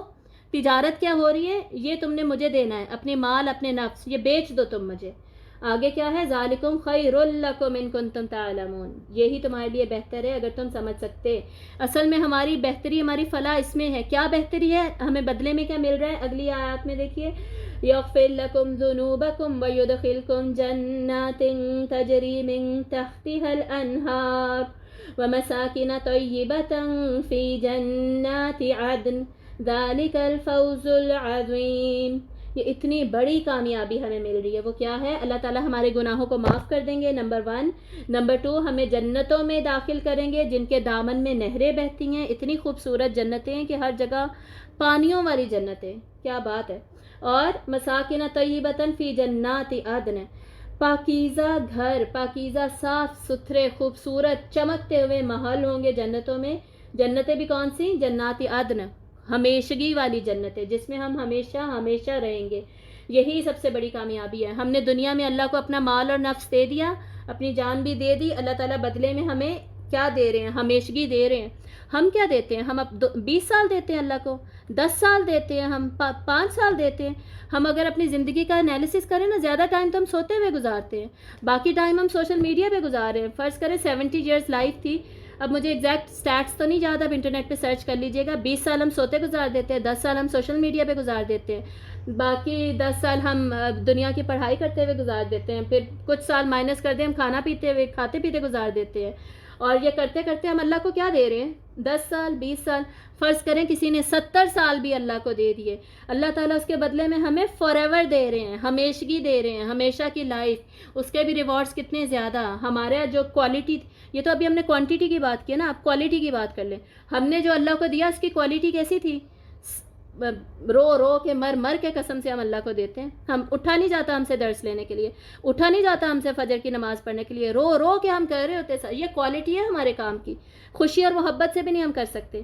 اور اللہ تعالیٰ ہمیں کیا کوالٹی اللہ تعالیٰ ہمیں دے رہے ہیں، کیا ریوارڈز دے رہے ہیں کہ دیکھ کے بس ہماری آنکھیں کھلی کی کھلی رہ جائیں گی. ایسا کچھ ہوگا جنتوں میں جو ہم نے نہ کبھی سوچا نہ کبھی دیکھا. مما یشتہون، جو چاہیں گے، جو خواہش کریں گے وہ مل جائے گا. جو کبھی کسی ذہن نے امیجن بھی نہیں کیا وہ کچھ اللہ تعالیٰ ہمیں دے دیں گے، ہماری اس کوالٹی اور اس کوانٹٹی کے اوپر. سمجھ آ رہی ہے؟ تو یہ تھوڑی سی شرم ہمیں ویسے یہاں پر بھی آنی چاہیے، مجھے بھی آنی چاہیے اور ہم سب کو آنی چاہیے جو کہ ہمارے حالات ہیں. ٹھیک ہے، اب آگے دیکھیے. ہاں جی، آخری 2 آیتیں ہیں، بہت ہی پیاری ہے، بہت ہی امپورٹنٹ. وَأُخْرَىٰ تُحِبُّونَهَا، اور وہ دوسری چیز جس سے تم محبت کرتے ہو. دوسری چیز کون سی ہے؟ یہ دنیا. تمہیں کس سے محبت ہے؟ دنیا سے. یہ سیکنڈری چیز، یہ پرائمری نہیں ہے، یہ فورموسٹ نہیں ہے. پرائمری فوکس کس پہ ہونا چاہیے؟ گناہوں کے بخشے جانے پہ، جنتوں پہ.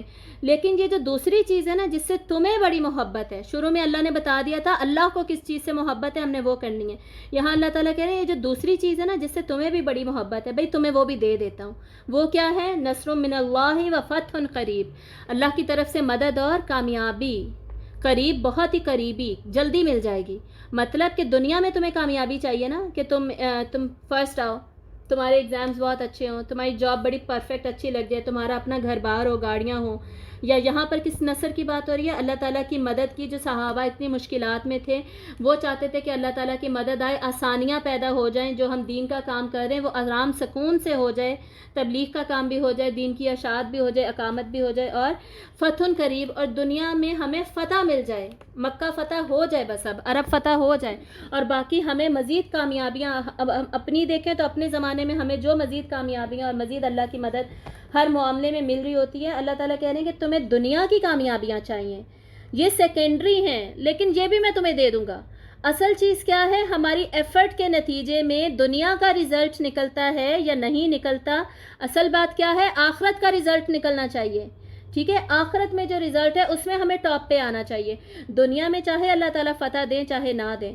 ابھی کیا ہے؟ ابھی ہم کہیں کہ جی میں کیوں دین کا اتنا کام کروں، کون سا سپر پاور تو امریکہ نہیں رہنا ہے، سپر پاور تو جی یا بعد میں چائنا بن جائے گا. اکنامکلی تو چائنا زیادہ اسٹرانگ چل رہا ہے نا، اور پریڈکشن تو یہی ہے چائنا بنے گا. ہم کیوں اتنا کام کریں؟ بھئی اللہ تعالیٰ کہہ رہے ہیں کہ تمہاری ایفرٹ دیکھی جائے گی، تمہاری کوششیں دیکھی جائیں گی. دنیا کی جو محبتیں ہیں، دنیا کے جو فائدے ہیں، دنیا میں جو تمہیں ریوارڈ چاہیے وہ میری مرضی ہے، وہ میں تمہیں دوں گا یا وہ میں تمہیں نہیں دوں گا. اس کے بجائے نظر کس پہ رکھنی ہے؟ اس تجارت پہ نظر رکھنی ہے جو پچھلی آیت میں بتائی گئی ہے. ٹھیک ہے، مین فوکس، پرائمری کنسرن ہمارا وہ ہونا چاہیے. لیکن اللہ تعالیٰ کہہ رہے ہیں وہ جو دوسری چیز جس سے تمہیں بڑی محبت ہے نا وہ بھی میں تمہیں دے دوں گا. وَأُخْرَىٰ تُحِبُّونَهَا نَصْرٌ مِّنَ اللَّهِ وَفَتْحٌ قَرِيبٌ وَبَشِّرِ الْمُؤْمِنِينَ. اور خوشخبری ہے مومنوں کے لیے. خوشخبری کیا ہے مومنوں کے لیے؟ دنیا اور آخرت دونوں میں مومنوں کے لیے خوشخبری ہے. آخری آیت کو دیکھیے، بہت ہی امپورٹنٹ آیت ہے. اس کو بھی ہمیں تو پہلا حصہ تو یاد ہی کر لینا چاہیے ہمیں. یا ایھا الذین آمنوا کونوا انصار اللہ، اے لوگو جو ایمان لائے ہو اللہ تعالیٰ کے مددگار بن جاؤ. آلریڈی ہم پڑھ چکے ہیں اللہ کو ہماری مدد کی ضرورت نہیں ہے. کیوں کہا جا رہا ہے ہمیں اللہ تعالیٰ کے مددگار بن جاؤ؟ ہمارا ٹیسٹ ہے کہ ہماری پرفارمنس کس لیول کی ہے. ہم چاہتے ہیں کہ نہیں کہ ہم اللہ کے راستے میں آگے نکلیں. ہم اللہ تعالیٰ کے دین کا جھنڈا سر بلند کرنے کے لیے کتنا کمر بستہ ہوتے ہیں. ہم اس مشن میں اپنا کتنا حصہ ڈالتے ہیں. چاہے وہ 1% ہے، 10% ہے، 100% ہے. ہر ایک سے سوال کیا ہوگا؟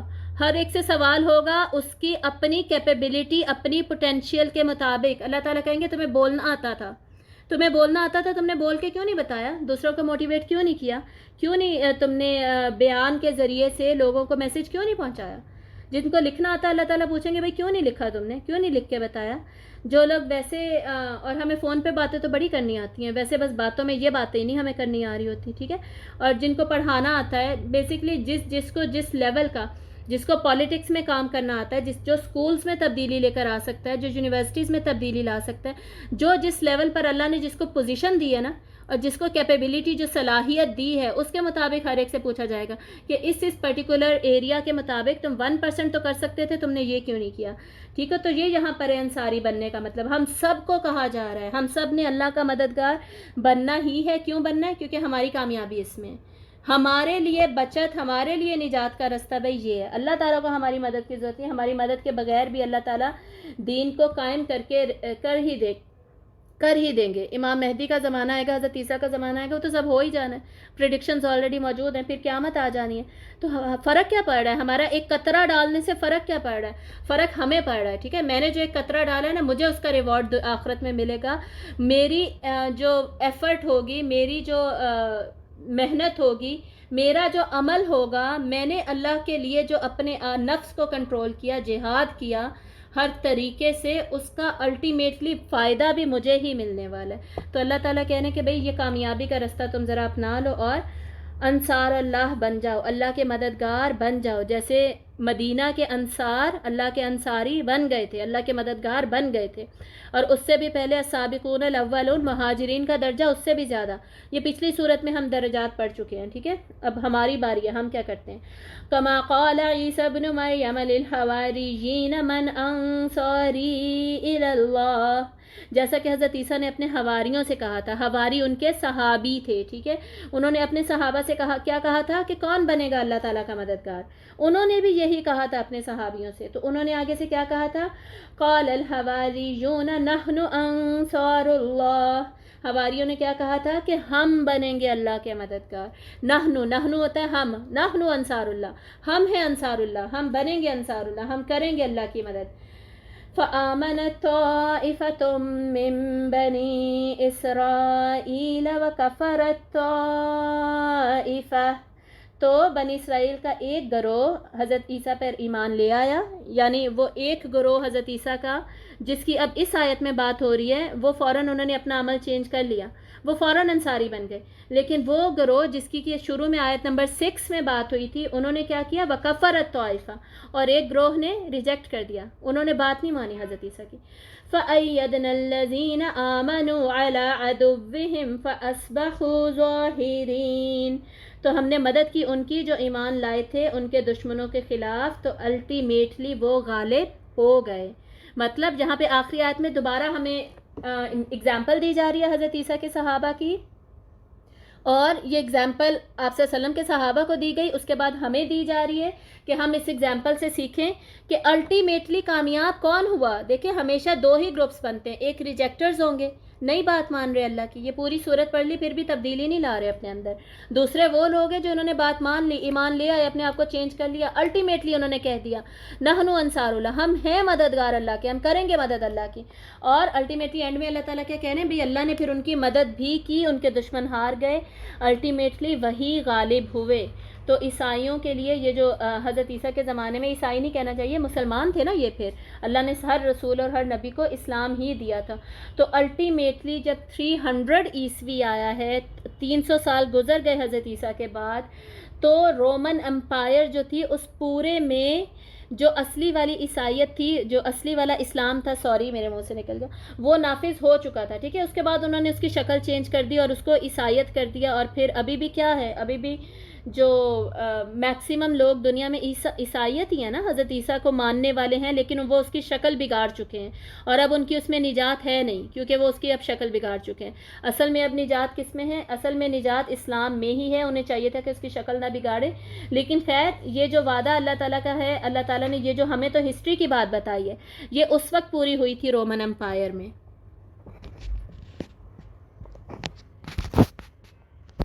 ہمیں یہ مثال اس لیے بتائی جا رہی ہے ہمیں امید دلانے کے لیے کہ ہم بھی یہ نہ سمجھیں کہ ہمارے حالات یہی رہیں گے.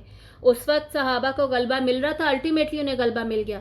ہم بھی اب یہ نہ سمجھیں کہ ہمارے حالات یہی رہیں گے. الٹیمیٹلی جو انصار اللہ ہیں انہیں فتح, کامیابی, نصرت, خصوصاً فوز العظیم. فوز العظیم کیا ہے؟ سب سے بڑی کامیابی جو ہے جنت والی, وہ الٹیمیٹلی ہمیں مل کر رہے گی. اینڈ میں ہمیں امید دلائی جا رہی ہے. تو شروع میں ہمیں ڈانٹا گیا تھا, اینڈ میں ہمیں امید دلائی جا رہی ہے. تو ہم نے اس ڈانٹ اور سے ڈرنا ہے اور اس امید کے سے خوش ہونا ہے. اور آپ صلی اللہ علیہ وآلہ وسلم نے کیا فرمایا؟ مسلمان ہمیشہ امید اور خوف کے درمیان میں رہتا ہے. ٹھیک ہے, مسلمان کی یہ خوبی ہے. تو ہم ہمیشہ امید رکھیں گے کہ اللہ میری مدد ہی کرے گا, اور ہم ڈرتے بھی رہیں گے کہیں مجھ سے غلطیاں نہ ہو جائیں, میری پکڑ نہ ہو جائے, مجھے پھر سے ڈانٹ نہ پڑ جائے. تو ہم نے یہ کرنا ہے بیسکلی. اس صورت میں ہمیں جو مشن دے دیا گیا ہے نا, وہ ہم نے کرنا ہی ہے, اس کو اپنی لائف میں امپلیمنٹ کرنا ہے. ڈیٹیل میں ہم نے ڈسکشن کر لی ہے اور بھولنا نہیں ہے ہم نے اس صورت کو. بیسکلی اس صورت میں ہمیں کہا گیا کہ ایسے لوگ بن جاؤ. ایسے لوگ بننا کس طریقے سے ہے یہ اگلی صورت میں بتایا جا رہا ہے. وہ میتھڈالوجی جو کہ فالو کر کے ہم اس طرح کے بن جائیں گے, پریکٹیکل سٹیپس, وہ اگلی صورت میں بتائے گئے ہیں. ٹھیک ہے, تو وہ انشاءاللہ اب ہم کل پڑھیں گے. ابھی ہم تلاوت سننے لگے ہیں. آج ہم ڈفرینٹ قاری صاحب کی تلاوت سنیں گے. ان کا نام کیا ہے؟ محمد صدیق المنشاوی. آپ لوگوں نے قاری عبدالباسط کا نام سنا ہوگا نا. ان کی تلاوت کتنے ڈفرینٹ سٹائل کی ہوتی ہے, سلو گریجولی جو پڑھی جاتی ہے. جو مصریوں کا سٹائل ہے, یہ مصری قاری ہیں. ٹھیک ہے, عبدالباسط بھی مصری تھے. اور ان کا بیسکلی ان کی فیمس چیز کیا, یہ کیوں اتنے فیمس ہیں؟ قرا حضرات مصر کے ہی سب سے زیادہ فیمس ہیں. ٹھیک ہے, ان کا یہ جو مجود ان کا سٹائل ہے, جس کو مجود کہا جاتا ہے, یہ کیا سٹائل ہے بیسکلی؟ اس میں ایک تو پروننسیشن بہت زیادہ کلیئر ہوتی ہے. دوسرا, اس میں کلاسیکل عربک کو, جو پرانی عربی تھی, اس کو جیسے پڑھا جانا چاہیے اسی طریقے سے وہ اس کو ادا کرتے ہیں اور آرام آرام سے سکون سے پڑھتے ہیں. ٹھیک ہے, تو یہ سارا کچھ ذہن میں رکھتے ہوئے یہ شیخ محمد صدیق المنشاوی جو ہے نا, یہ بہت زیادہ مشہور تھے مصر کے قاری. ٹھیک ہے, تو ان کی یہ تلاوت دھیان سے سنیے, اچھے طریقے سے, خوبصورتی سے سنیے. ٹھیک ہے, یہ میں اب پلے کر رہی ہوں.